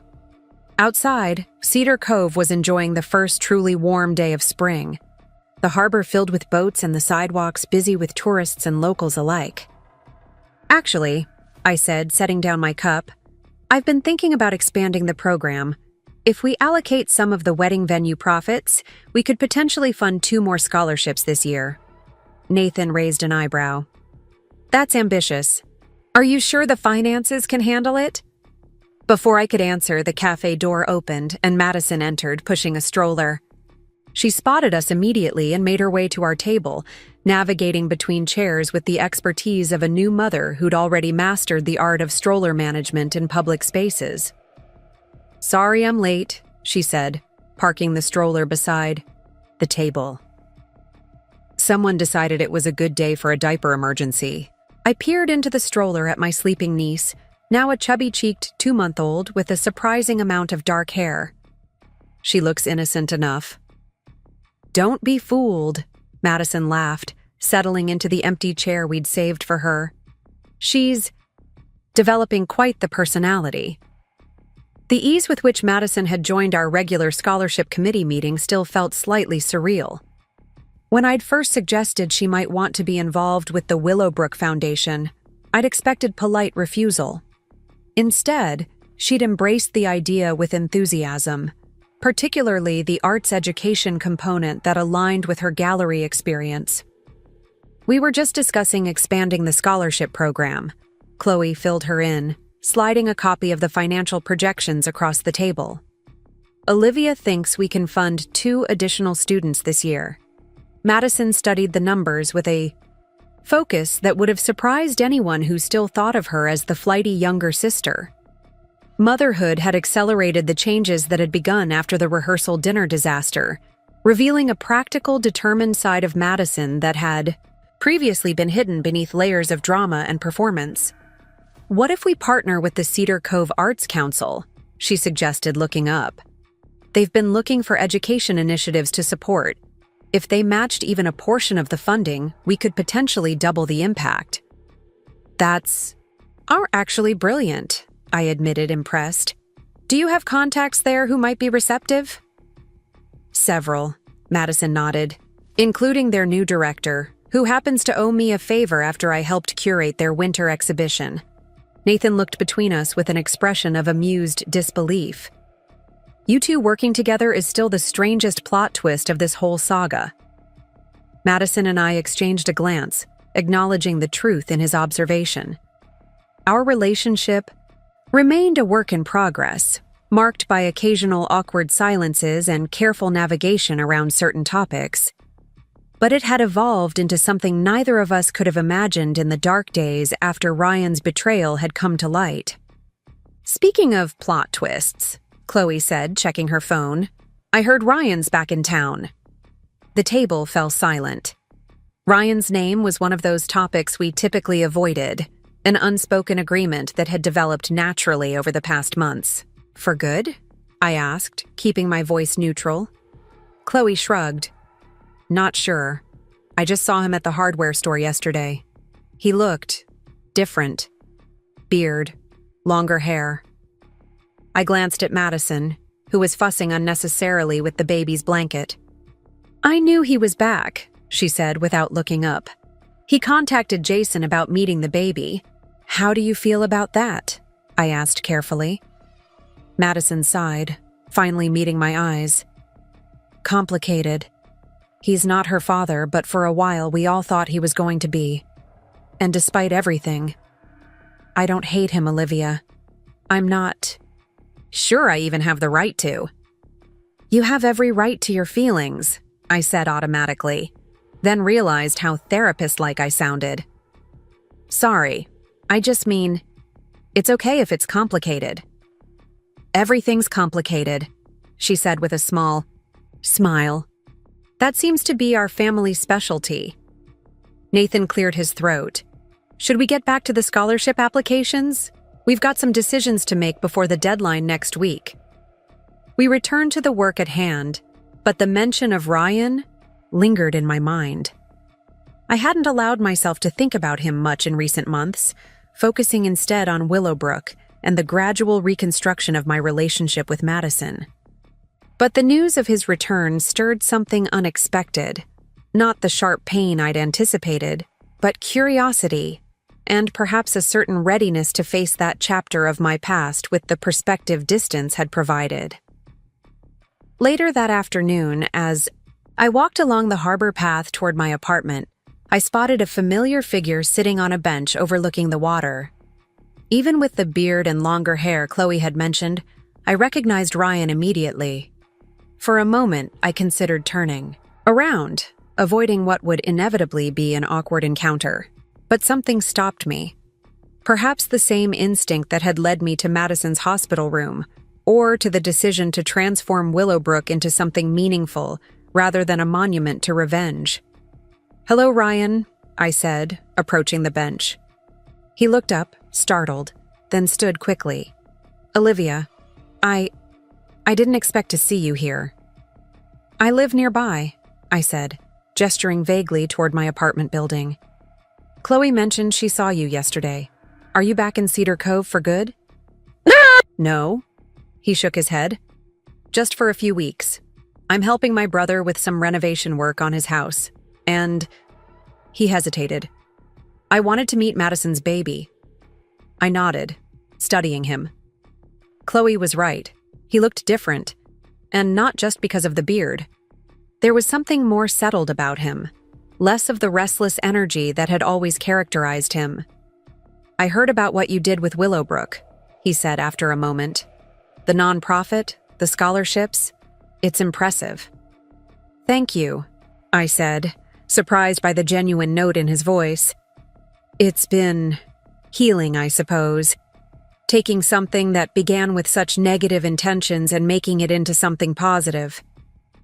Ryan nodded, looking out over the harbor. I've been trying to do something similar with my life, on a smaller scale. Rebuilding, making amends where I can. Is that why you want to meet the baby? Partly, he admitted, but also because, for a while there, I thought she was going to be my daughter. I know she's not, but I still feel connected somehow. Is that strange? A little, I said honestly, but I understand it. Life doesn't always follow the clean narrative lines we'd prefer. He smiled slightly at that. No, it certainly doesn't. He turned to face me directly. I owe you an apology, Olivia. A real one, not the mess of excuses and self-pity I offered before. What I did, what Madison and I did, was inexcusable. I hurt you in the worst possible way, and no explanation or justification changes that. I'd imagined this moment so many times. During those first dark months after the betrayal, Ryan apologizing, begging for forgiveness, me coldly rejecting him. The reality was both simpler and more complex. Thank you for saying that, I said finally. It matters, even now. I don't expect forgiveness, he clarified. I just wanted you to know that I understand the magnitude of what I did, and I regret it every day. We stood in silence for a moment, the harbor breeze ruffling my hair. Finally, I asked the question that had lingered in the back of my mind for months. Are you happy, Ryan? Now, I mean. He considered the question seriously. I'm at peace, I think, working through things, building a life that's more honest than the one I was living before. He looked at me curiously. What about you? Are you happy? 6 months ago, I couldn't have answered that question. Consumed by anger and plans for revenge, happiness hadn't even been on my radar. But now, thinking about Willowbrook, about my tentative new relationship with Madison, about little Olivia Grace and the unexpected joy she'd brought into my life, I found I could answer honestly. I'm getting there, I said. One day at a time. Ryan nodded, understanding in his eyes. That's all any of us can do, I suppose. As I continued my walk home after saying goodbye to Ryan, I found myself thinking about the strange, unpredictable path that had led me to this moment. From devastation to revenge to something approaching healing, none of it had followed the script I would have written for myself. My phone buzzed with a text from Madison. Baby Olivia requests the pleasure of her aunt's company for dinner tonight. Jason's cooking, so at least the food will be edible. I smiled, typing back a quick acceptance. The mention of Jason reminded me of yet another unexpected turn in this winding story. After months of co-parenting negotiations and tentative friendship, Madison and Jason had begun cautiously exploring a romantic relationship, one built on honesty and shared purpose rather than drama and secrecy. As I reached my apartment building, I paused to look back at the harbor, at the town that had been the setting for both the worst and most transformative chapters of my life. Cedar Cove hadn't changed, but my place within it had, shifting from the woman who had been publicly betrayed to the director of a respected community foundation, from Ryan's ex-fiancée to Olivia in my own right. The path ahead wasn't perfectly clear or free of complications. Madison and I were still figuring out our new dynamic as sisters and colleagues. My parents were making efforts to repair the damage done, but sometimes fell back into old patterns. And somewhere in this small town, Ryan was also trying to find his way forward, a reminder of both pain and the possibility of growth. But for the first time since that devastating day when I'd walked in on Ryan and Madison, I felt genuinely hopeful about the future. Not because everything had been resolved or forgiven, but because I'd found strength I didn't know I possessed and built, something meaningful from the ruins of what was lost. My sister had stolen my boyfriend and wedding venue, but what happened after had changed everything. Not just for her, but for all of us. And in that change, painful as it had been, lay the seeds of something unexpectedly beautiful. One year, After little Olivia's birth, I stood on the Willowbrook Estate terrace watching as guests mingled across the immaculately maintained gardens. Paper lanterns swayed gently in the evening breeze, casting a warm glow over the celebration. The Willowbrook Foundation's first anniversary gala had drawn Cedar Cove's most prominent citizens, along with beneficiaries of our programs and scholarship recipients. "Quite a turnout," Nathan commented, appearing at my side with 2 champagne flutes. He handed me one, his fingers briefly brushing mine. "The mayor just pledged to match donations for the summer arts program." I smiled, taking a sip of champagne. "Did you work your persuasive magic on him?" "Didn't have to. The foundation's reputation speaks for itself." Nathan clinked his glass against mine. "You should be proud, Olivia. This place has become everything you hoped it would be." I surveyed the scene before us, the historic mansion beautifully lit against the darkening sky, the art gallery where Madison had curated an exhibition featuring local artists, the education center that now hosted classes 5 days a week. It was hard to reconcile this Willowbrook with the one I'd purchased in anger, intending it only as an instrument of revenge. "I never imagined this," I admitted quietly. "When I bought Willowbrook, I wasn't thinking about community impact or educational opportunities. I just wanted to hurt Madison and Ryan the way they'd hurt me." Nathan nodded, understanding in his eyes. "Sometimes our worst moments lead us to our best possibilities." Before I could respond, I spotted Madison making her way through the crowd toward us, little Olivia balanced on her hip. At 12 months, my niece was a curious, energetic toddler with Madison's expressive eyes and a determined personality, all her own. "There's Aunt Olivia," Madison said, pointing in my direction. Little Olivia's face lit up with recognition, her arms reaching toward me. Little Olivia's face lit up with recognition, her arms reaching toward me. "May I?" I asked, setting down my champagne glass. Madison transferred her daughter to my arms. "She's been asking for Vivi all evening." My niece had recently started, attempting my name, condensing it to a more manageable syllable that had quickly become her preferred term for me. "Have you been charming all the donors?" I asked the toddler, who responded by patting my cheek with a chubby hand. "She's a natural." Madison laughed, just like her mother. The easy way Madison referenced her own social skills, once a source of tension between us, reflected how much our relationship had evolved. The competitive undercurrent that had characterized our interactions for years had gradually transformed into a mutual appreciation of our different strengths. "Your exhibition is drawing quite a crowd," I nodded toward the gallery wing, where guests clustered around the displayed artwork. "The scholarship students' pieces especially," Madison beamed with genuine pride. "They're incredibly talented. Amber's sculpture series is already attracting attention from the Seattle arts community." As if summoned by our conversation, Amber, one of our first scholarship recipients, approached, her expression a mixture of excitement and nervousness. "Ms. Wright, Ms. Madison," she addressed us both, clutching a business card. "I just spoke with the director of the Pacific Northwest Arts Collective. He wants to include my work in their Emerging Artists Showcase next month." "Amber, that's wonderful!" Madison exclaimed, giving the young woman a quick hug. "Did I not tell you your work was exceptional?" I shifted little Olivia to my other hip, freeing a hand to congratulate Amber. "This is exactly what the foundation was created to support. Your talent deserves recognition." After Amber returned to the gallery, visibly floating on her success, Madison turned to me with an expression that still occasionally caught me off. Guard, admiration mixed with sisterly affection.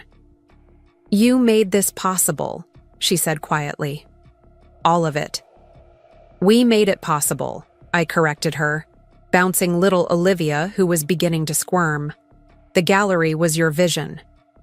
Madison shook her head. "I mean all of it. Willowbrook, the foundation, the scholarships. Even when you were at your angriest, You chose to create something rather than destroy. It was a generous interpretation of my initial motives, but I didn't contradict her. The truth was both darker and more complex. I had wanted destruction. First and only later found my way to creation. But perhaps the journey mattered less than where it had ultimately led. Little Olivia, growing restless with adult conversation, pointed emphatically toward the gardens where other children were playing under the supervision of an event staff member. "Someone wants to join the fun," I observed, setting her down. Madison took her daughter's hand, preparing to lead her to the children's area. "Wait," I said, suddenly remembering. "I have something for her. It's in my office." Madison raised an eyebrow. "Another present? You'll spoil her." "It's her birthday week," I defended myself. Aunt's privilege. In my office, located in what had once been Willowbrook's library, I retrieved the carefully wrapped package from my desk drawer. It was small, but had taken months to prepare, a custom-illustrated children's book telling the story of Willowbrook in simple, magical terms. The protagonist was a little girl named Olivia, who discovered a special garden where dreams could grow. When I returned to the terrace, Madison and Jason were standing together, watching their daughter play with the other children. The sight of them, comfortable now in their partnership, built on shared purpose rather than the deception that had characterized her relationship with Ryan, still occasionally surprised me. They weren't the passionate, dramatic couple Madison had once envisioned for herself, but there was a steadiness between them that seemed to suit the people they'd become. "Is that what I think it is?" Jason asked, noticing the package in my hands. He'd been aware of the book project, having helped supply photographs of Willowbrook for the illustrator's reference.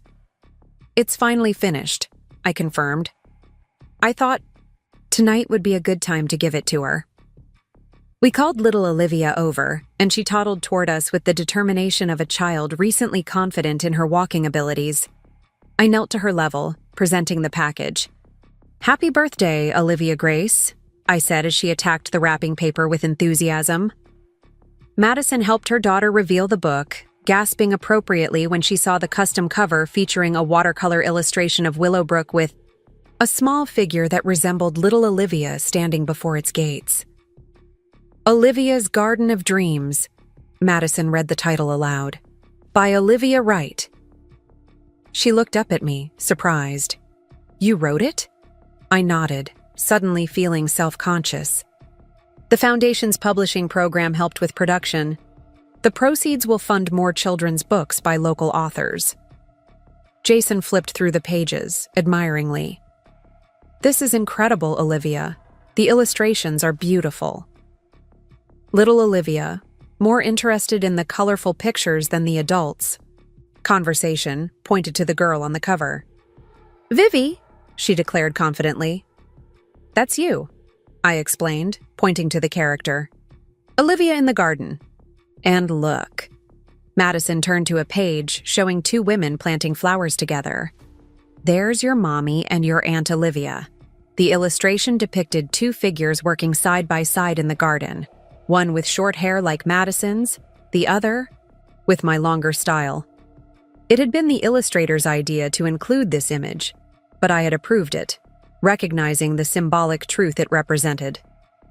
Little Olivia studied the page with serious concentration before breaking into a toothy grin. "Mama, Vivi!" she exclaimed, patting the page with delight. The moment was interrupted by the arrival of my parents, both dressed formally for the gala. Their relationship with me had gradually warmed over the past year, though it still carried echoes of our difficult history.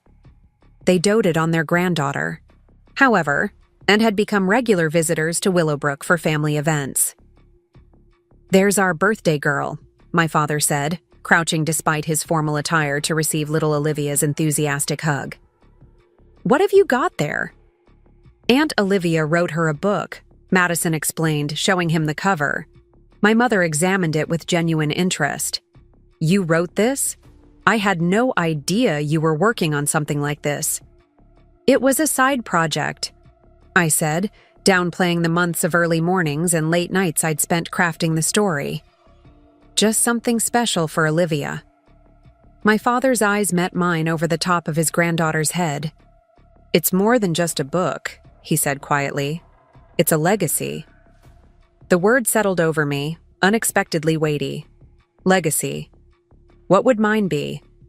A year ago, I might have defined it in terms of professional achievements. Partnership at Horizon Financial, which I'd finally achieved 6 months earlier, or the growing reputation of the Willowbrook Foundation. But standing there, watching my niece clutch the book I'd created for her, surrounded by family that had been broken and painstakingly mended, I realized legacy was something more complicated and more meaningful than professional milestones. The evening continued. Speeches were made, donations announced, accomplishments celebrated. I moved through it all with practiced ease, the role of executive director now fitting comfortably after a year of growth and challenges. Yet throughout the festivities, my father's word echoed in my thoughts. Legacy.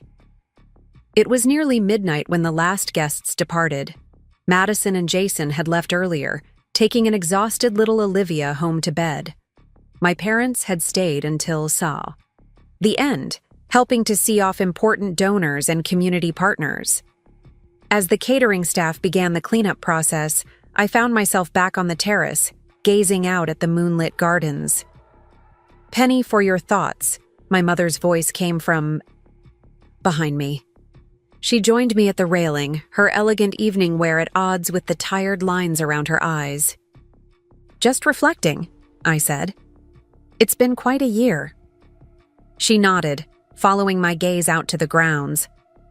"Your father and I are very proud of what you've accomplished here, Olivia. Though I know we haven't always been good at expressing that." The acknowledgement, simple as it was, eased something within me. "Thank you. That means a lot." "When everything happened with Madison and Ryan," she began carefully, "we handled it poorly. We fell back into old patterns, protecting Madison, expecting you to be strong enough to handle yourself. You don't have to—" "Please," she interrupted gently. "Let me say this. We were wrong, and our actions caused you additional pain during an already difficult time. I'm sorry for that."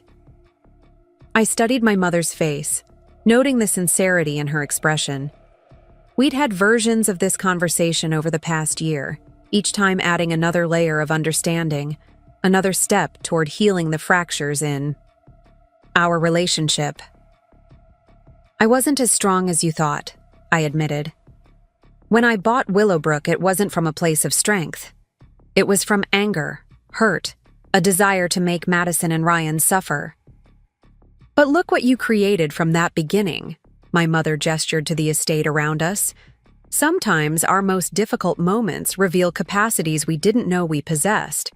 It was similar to what Nathan had said earlier, this idea that darkness could somehow lead to light, that destruction could be the first step toward creation. I wasn't entirely convinced.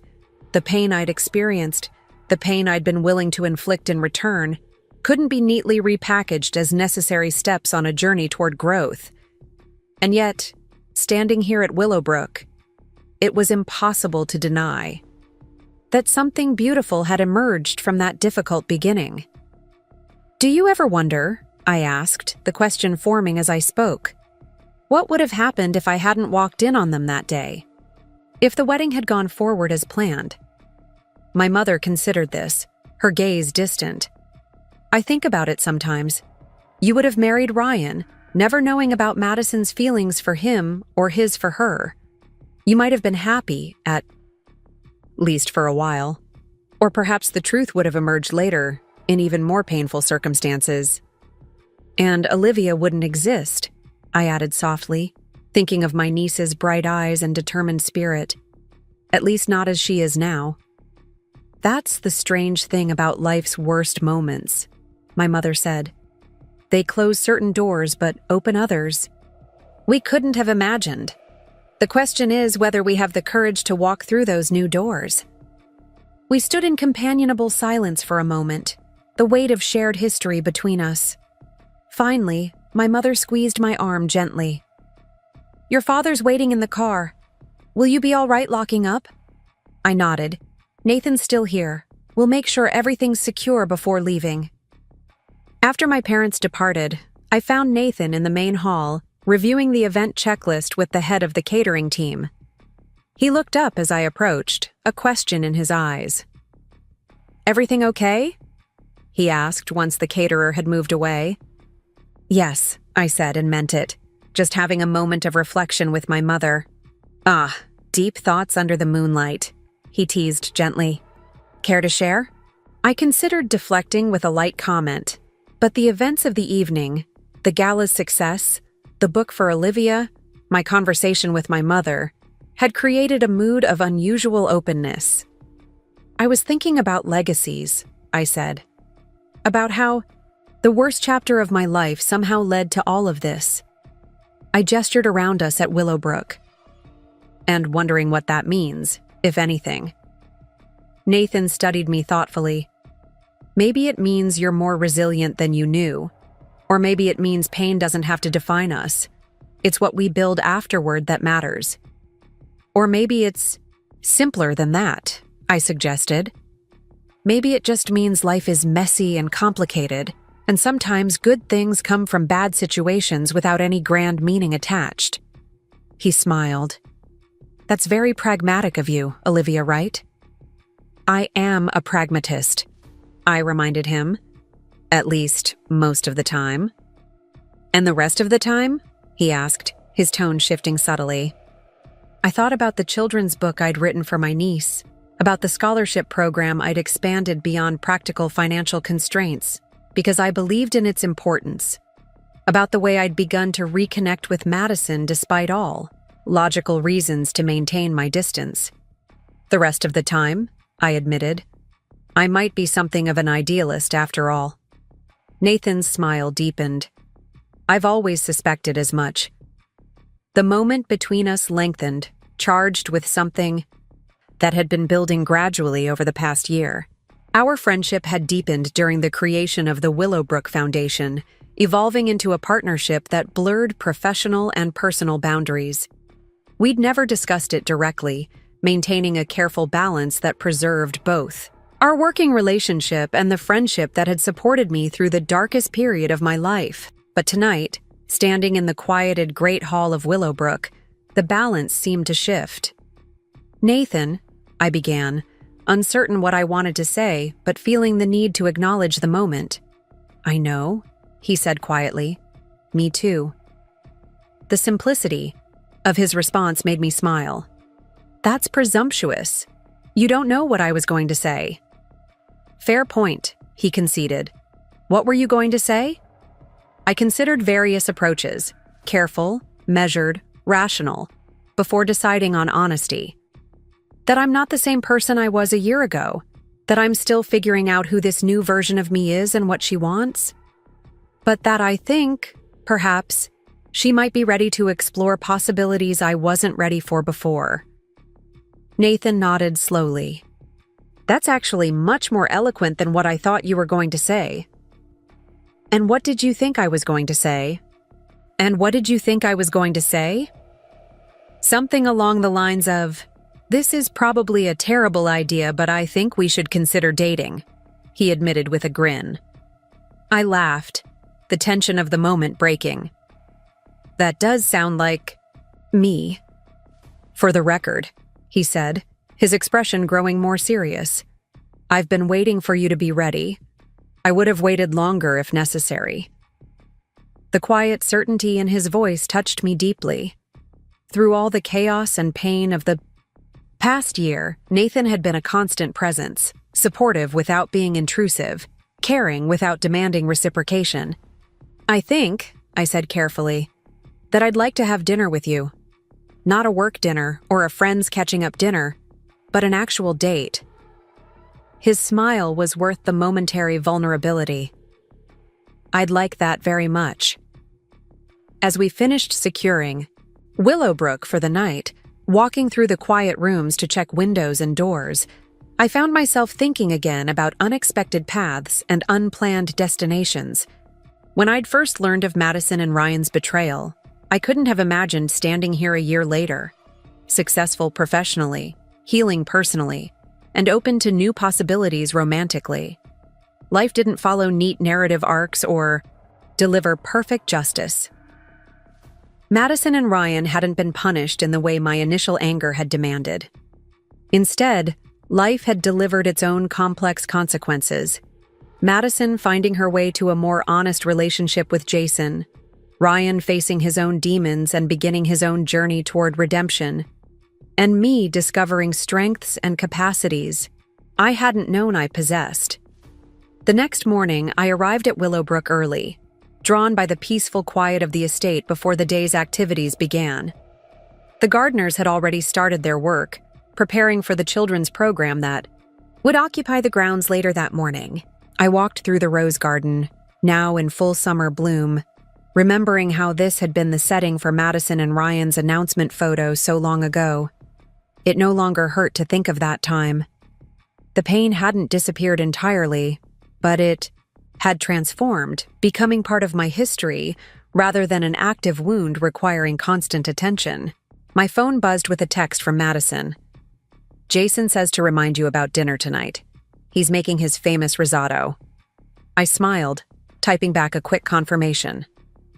These family dinners had become a regular occurrence, sometimes at Madison and Jason's place, sometimes at my apartment, occasionally at our parents' home when they were in town. They weren't always comfortable or easy, but they were genuine, the forced politeness of the early gatherings gradually giving way to a new kind of honesty between us all. As I continued my walk toward the small lake at the far end of the property, I spotted a familiar figure sitting on the dock, Ryan.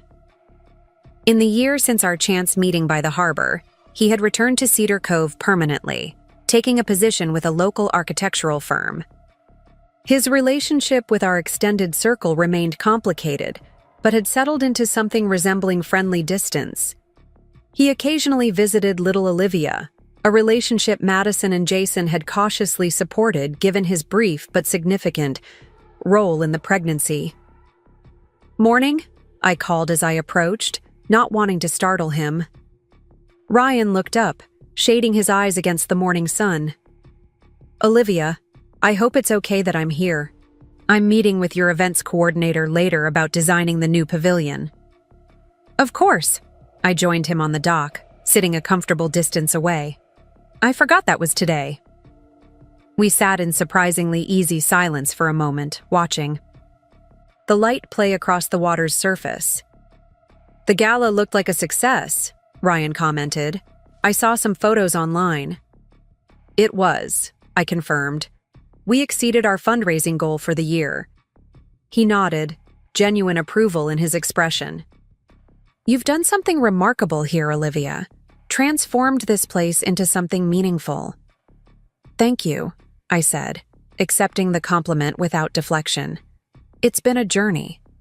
Ryan studied me for a moment. "You seem happy, settled." "I am, mostly," I acknowledged. "Still figuring some things out, but aren't we all?" "Some more than others," he said with a rueful smile. "But yes, I suppose that's the human condition." Another comfortable silence fell between us. It was strange how time had transformed our relationship, from lovers to enemies to these occasional moments of genuine connection. Not friendship, exactly, but something approaching mutual respect. "I heard you and Nathan might be exploring something beyond friendship," Ryan said eventually, his tone carefully neutral. News traveled fast in Cedar Cove. "We're having dinner tonight. An actual date, not work-related." Ryan nodded slowly. "He's a good man. He was there for you when—" He trailed off, not needing to specify when. "Yes, he was," I agreed. "But that's not why. It's more complicated than gratitude." "The best relationships usually are," Ryan said, surprising me with his insight. "Complicated, I mean. Built on multiple layers of connection." I studied him, noting how much he'd changed from the man I'd once planned to marry. "When did you get so wise about relationships?" He laughed softly. "Therapy. Lots and lots of therapy. Turns out when you betray someone you love and destroy multiple relationships in the process, you have quite a bit to work through. The frankness of his response was refreshing. And have you worked through it? Some days I think so, he said thoughtfully. Other days not so much. But I'm trying. And that counts for something, I hope. It does, I assured him, meaning it.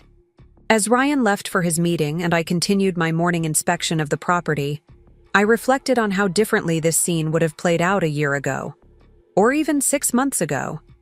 The anger that had once defined my relationship with both Ryan and Madison had gradually transformed into something more nuanced, not forgiveness exactly, but a kind of acceptance that allowed us all to move forward. That evening, as I prepared for my dinner with Nathan, I found myself thinking about the children's book I'd written for little Olivia. In the story, the gardens of Willowbrook had magical properties, helping the protagonist find her way through difficult times. It was a simple narrative, designed for a child, but it contained an essential truth I'd discovered through my own experience. Growth often comes in unexpected places, from soil we never intended to cultivate. My sister had stolen my boyfriend and wedding venue. What happened at her rehearsal dinner had indeed changed everything, but not in the way any of us could have predicted. The revelation of betrayal upon betrayal had forced us all to confront hard truths about ourselves and each other, beginning a process of destruction and reconstruction that continued to unfold. As I put the finishing touches on my outfit for the evening, I caught sight of my reflection in the mirror. The woman looking back at me wasn't the same one who had discovered her fiancé and sister together, nor was she the one who had plotted elaborate revenge at any cost. She was someone new, shaped by pain but not defined by it, cautious but not closed off, stronger in some ways and more vulnerable in others. I was still discovering who she might become. And for the first time, in a very long time, I was genuinely curious to find out. 3 years had passed since that first dinner with Nathan. The early summer morning glowed with promise as I stood on Willowbrook's main terrace, watching workers arrange chairs on the lawn below. The white seats formed perfect rows leading to a flower-covered arbor that stood where I had once planned to say my vows to Ryan. Today, I would stand under that arbor with Nathan. "There you are," Chloe's voice came from behind me. "I've been looking everywhere. The florist needs final approval on the centerpieces, and your mother is reorganizing the reception seating chart." I smiled, unsurprised. "Tell Mom the seating arrangements are fine as they are, and I trust your judgment on the centerpieces." Chloe raised an eyebrow. "You're suspiciously calm for someone getting married in 5 hours." "I've planned enough events here to know that something will go wrong, and it probably won't matter," I said, turning back to the view. "Besides, I've already had one wedding that didn't happen. Puts things in perspective." My casual reference to the past no longer carried the sting it once had. Time had softened those edges, transforming painful memories into something I could acknowledge without reliving the hurt. "Still," Chloe persisted, "most brides would be at least a little nervous." "Who says I'm not?" I countered. "I'm just channeling it productively. I've already reviewed the weather forecast twice and confirmed the backup plan if those clouds decide to do more than threaten." Chloe laughed. "There's the Olivia I know. Come on. Madison's arrived with little Olivia. She's dying to show you her flower girl dress." In the bridal suite, formerly Willowbrook's master bedroom now repurposed for wedding preparations, I found Madison helping her daughter twirl in a pale blue dress that matched the wedding color scheme. "Aunt Vivi!" 3-year-old Olivia spotted me and launched herself into my arms. Though she could now manage my full name, she still preferred the nickname from her babyhood. "Look at you," I said, admiring her dress as I set her down for another spin. "You're the most beautiful flower girl ever." Madison smiled, watching her daughter. "She's been practicing her petal-dropping technique all week. The living room is covered in flower petals." "Perfect technique," I assured my niece, who beamed with pride.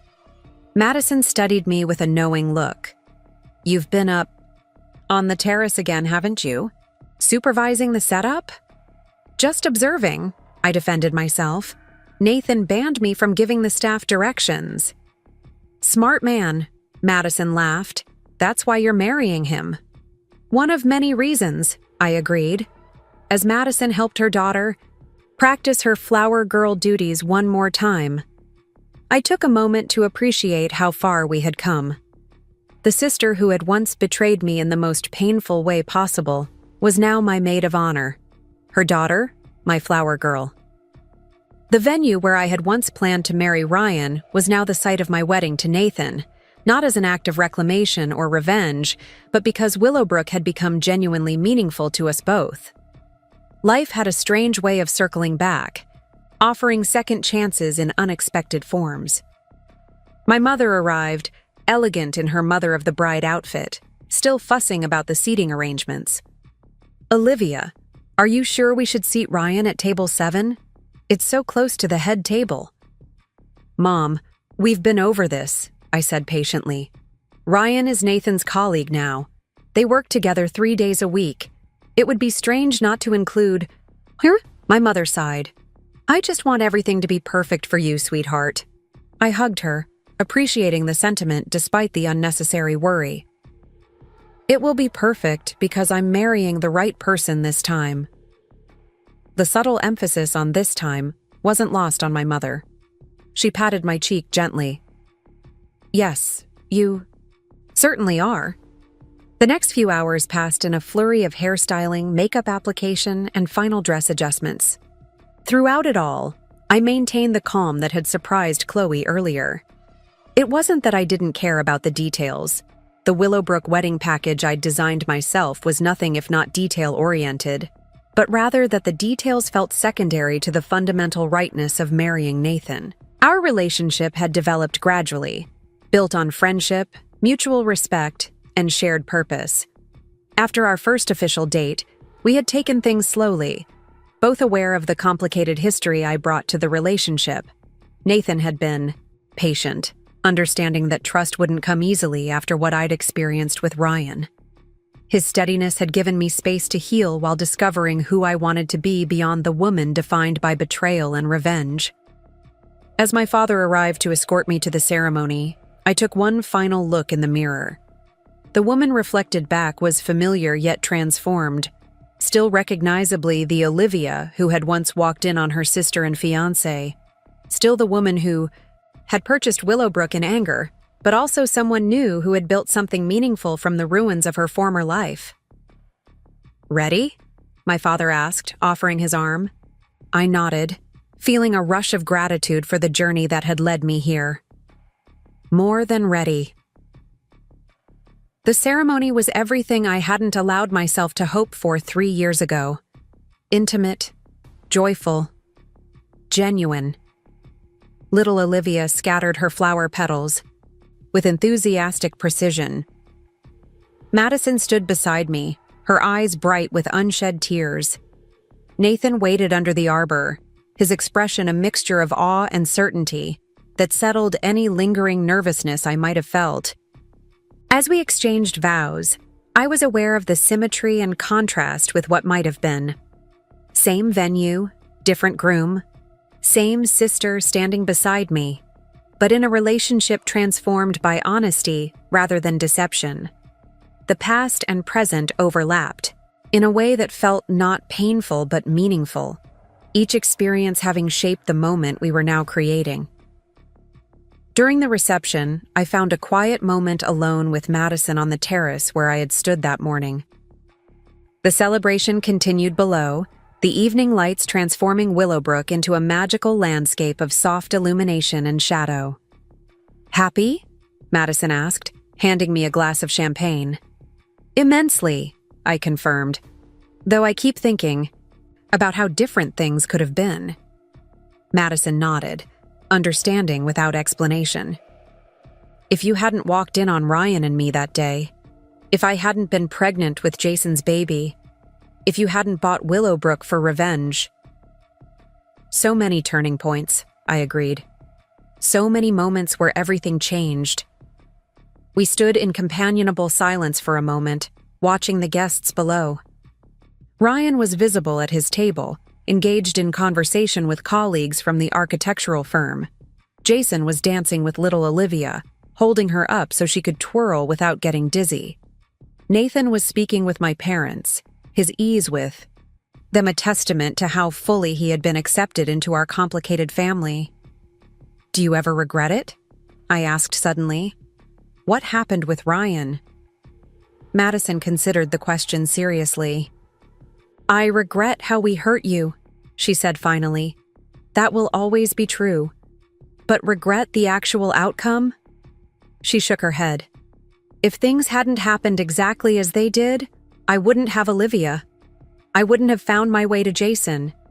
You wouldn't have created the foundation or found Nathan." She gestured toward the celebration below. "None of this would exist." "That's very philosophical of you," I observed, surprised by her insight. Madison smiled. "I've done some growing up these past few years. We both have." It was true. The pattern we had fallen into since childhood, Madison the emotional one needing protection, me the responsible one expected to handle everything, had gradually shifted as we'd each discovered strengths and vulnerabilities that didn't fit those narrow roles. "I'm proud of you," I said, meaning it. "Of the mother you've become, the artist, the person." Madison's eyes widened slightly at the unexpected compliment. "Thank you," she said simply, then with a touch of her old mischievousness. "Though, I'm still terrible at paperwork and organizational systems. Some things never change." I laughed, the sound carrying over the terrace. "That's why you have me, and Willowbrook's very efficient administrative staff." Our moment of sisterly connection was interrupted by Nathan's appearance at the terrace entrance. "There you are," he said, approaching with a smile. "They're about to serve dessert, and I've been instructed not to return without my bride." "Duty calls," Madison said, giving my arm a squeeze before heading back to the reception. "Congratulations again, both of you. You deserve every happiness." As she disappeared through the doorway, Nathan joined me at the railing. "Everything okay?" "Just taking a moment," I assured him. "It's been quite a day." "Having second thoughts?" he asked, the question light but with an undercurrent of genuine concern.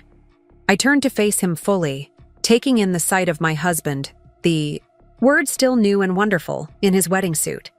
"Not a single one," I said firmly. "Though I was just thinking about the strange path that led us here." Nathan nodded, understanding without explanation.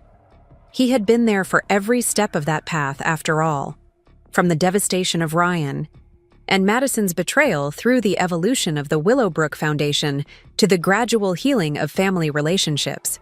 "Life rarely takes us where we expect," he said, drawing me close. "Sometimes it takes us somewhere better." "Quite the optimist," I teased. "I married you, didn't I?" he countered with a smile. Clear evidence of my excellent judgment and positive outlook.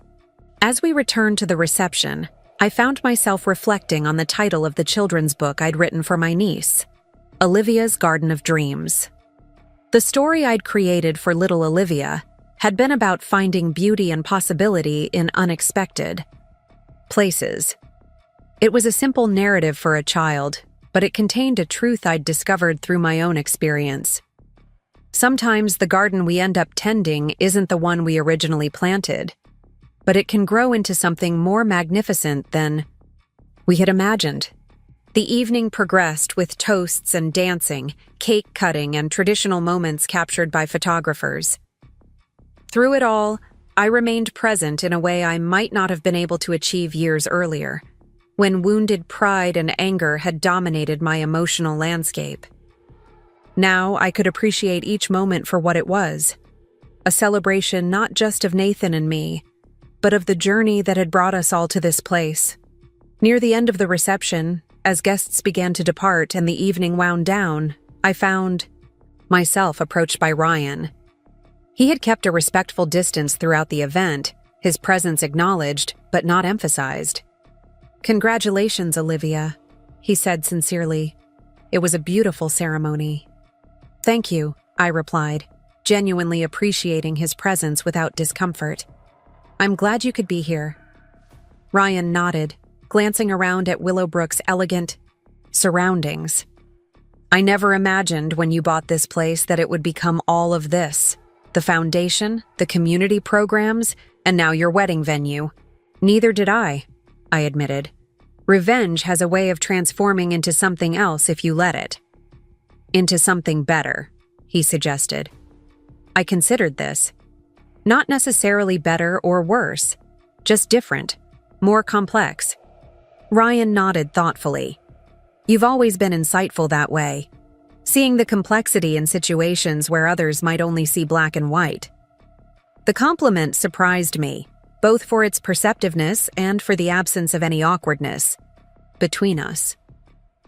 Time had transformed our relationship from lovers to enemies to something approaching mutual respect. Not quite friendship, but a connection that acknowledged our shared history without being defined by it. "Life is rarely simple," I said, "especially when it comes to relationships." Speaking of which, Ryan gestured subtly toward where Nathan was saying goodbye to departing guests. "You found someone who truly sees you, who values your strength, without expecting you to be invulnerable."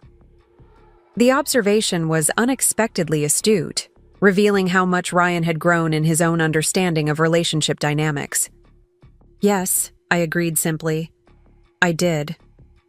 As Ryan moved to leave, he paused. "For what it's worth, Olivia, I'm glad things worked out this way. Not because it absolves me of what I did, but because you deserved better than what I could have given you back then." I watched him rejoin his colleagues, struck by the genuine goodwill in his words. 3 years ago, such a moment would have been impossible, the wounds too raw for any meaningful exchange. Now, it felt like a fitting closure to a chapter that had once threatened to define my entire story. Later that night, after the last guests had departed and the cleanup crews had begun their work, Nathan and I took a final walk through Willowbrook's moonlit gardens. We would leave for our honeymoon the following day, but for tonight, we had decided to stay in the estate's recently renovated guest suite, rather than rushing off to another destination. "Any regrets about having the wedding here?" Nathan asked as we strolled hand in hand along paths illuminated by soft landscape lighting. "Given the history?" I considered the question seriously. "No," I said finally. "Willowbrook stopped being about Ryan and Madison a long time ago. It became something else, something ours." Nathan nodded, understanding without further explanation. "It's become quite the symbol of transformation, both the place itself and what it represents for all of us. Symbolic psychology at its finest," I agreed with a smile. "The physical embodiment of emotional growth." "Now who's being philosophical?" Nathan teased, pulling me close. As we continued our nighttime exploration of the grounds, I found myself drawn to the small lake at the property's edge. The moonlight reflected off the water's surface, creating a scene of otherworldly beauty. This spot, where I had once encountered Ryan during the early days of Willowbrook's renovation and where Nathan and I had later decided to formalize our relationship, seemed a fitting place to conclude our wedding day. 3 years ago, I said, sitting on the dock that extended into the lake, I couldn't have imagined this moment. Marriage felt like something that had been stolen from me, a future I'd lost. Nathan sat beside me, his shoulder warm against mine in the cool night air. And now? Now it feels like I found something better than what I lost. Not because losing it wasn't painful, it was, but because what came after was more authentic, more aligned with who I really am. Nathan was quiet for a moment, considering my words. "You know, when I first saw you planning your revenge, buying Willowbrook, investigating Ryan and Madison, I was worried." "About me?" I asked, surprised. "About what that path might do to you," he clarified. "Revenge can consume people, change them in ways they don't expect. But you found a different way forward. I thought about the journey from betrayal to this moment. The anger that had initially driven me to purchase Willowbrook. The gradual transformation of that anger into something creative and meaningful. The slow rebuilding of trust with Madison. The unexpected joy of knowing my niece. I had help, I acknowledged, squeezing his hand. You never tried to talk me out of my revenge plan, but you also never let me lose sight of who I really was beneath all that pain. Nathan smiled, the moonlight silvering his profile. I always saw you clearly, Olivia. Even when you couldn't. See yourself. The simple truth of his statement settled around me, a comfortable weight of being known and valued for exactly who I was, strengths, flaws, and all the complexity between. As we made our way back to the main house, I took a final look at Willowbrook spread out before us.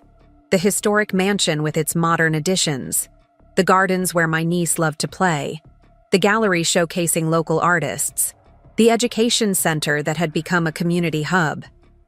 What had begun as an instrument of revenge had evolved into a place of creation, connection, and purpose. My sister had stolen my boyfriend and wedding venue. What happened at her rehearsal dinner had indeed changed everything, but not in the way any of us could have predicted. The cascade of revelations and consequences that followed had forced us all to confront truths about ourselves and each other, beginning a process of destruction and reconstruction that continued to unfold in unexpected ways. 3 years later, I stood as a different woman, not defined by betrayal or revenge, but by the life I had consciously built from those difficult beginnings. Madison had found her own path to authenticity and purpose. Even Ryan had discovered growth through confronting his mistakes. We had all, in our different ways, been transformed by the events that began that day when I walked in on my sister and fiancé. The wedding that hadn't happened had led, through a winding and unexpected path, to the wedding that had just taken place, not as a replacement or substitution, but as something entirely new, built on stronger foundations of honesty and mutual understanding. As Nathan and I returned to the house that had once symbolized my pain and now represented our shared future, I felt a sense of completion that had nothing to do with settling scores or finding justice. Life had dealt its own complex consequences and rewards, more nuanced than any revenge I could have planned. Tomorrow would bring new challenges and opportunities, continuing the story that had unfolded so unexpectedly. But tonight, in the quiet aftermath of celebration, I could appreciate the strange, painful, beautiful journey that had led us all here, to a place none of us had imagined, but exactly where we needed to be. Up next, you've got 2 more standout stories right on your screen. If this one hit the mark, you won't want to pass these up. Just click and check them out.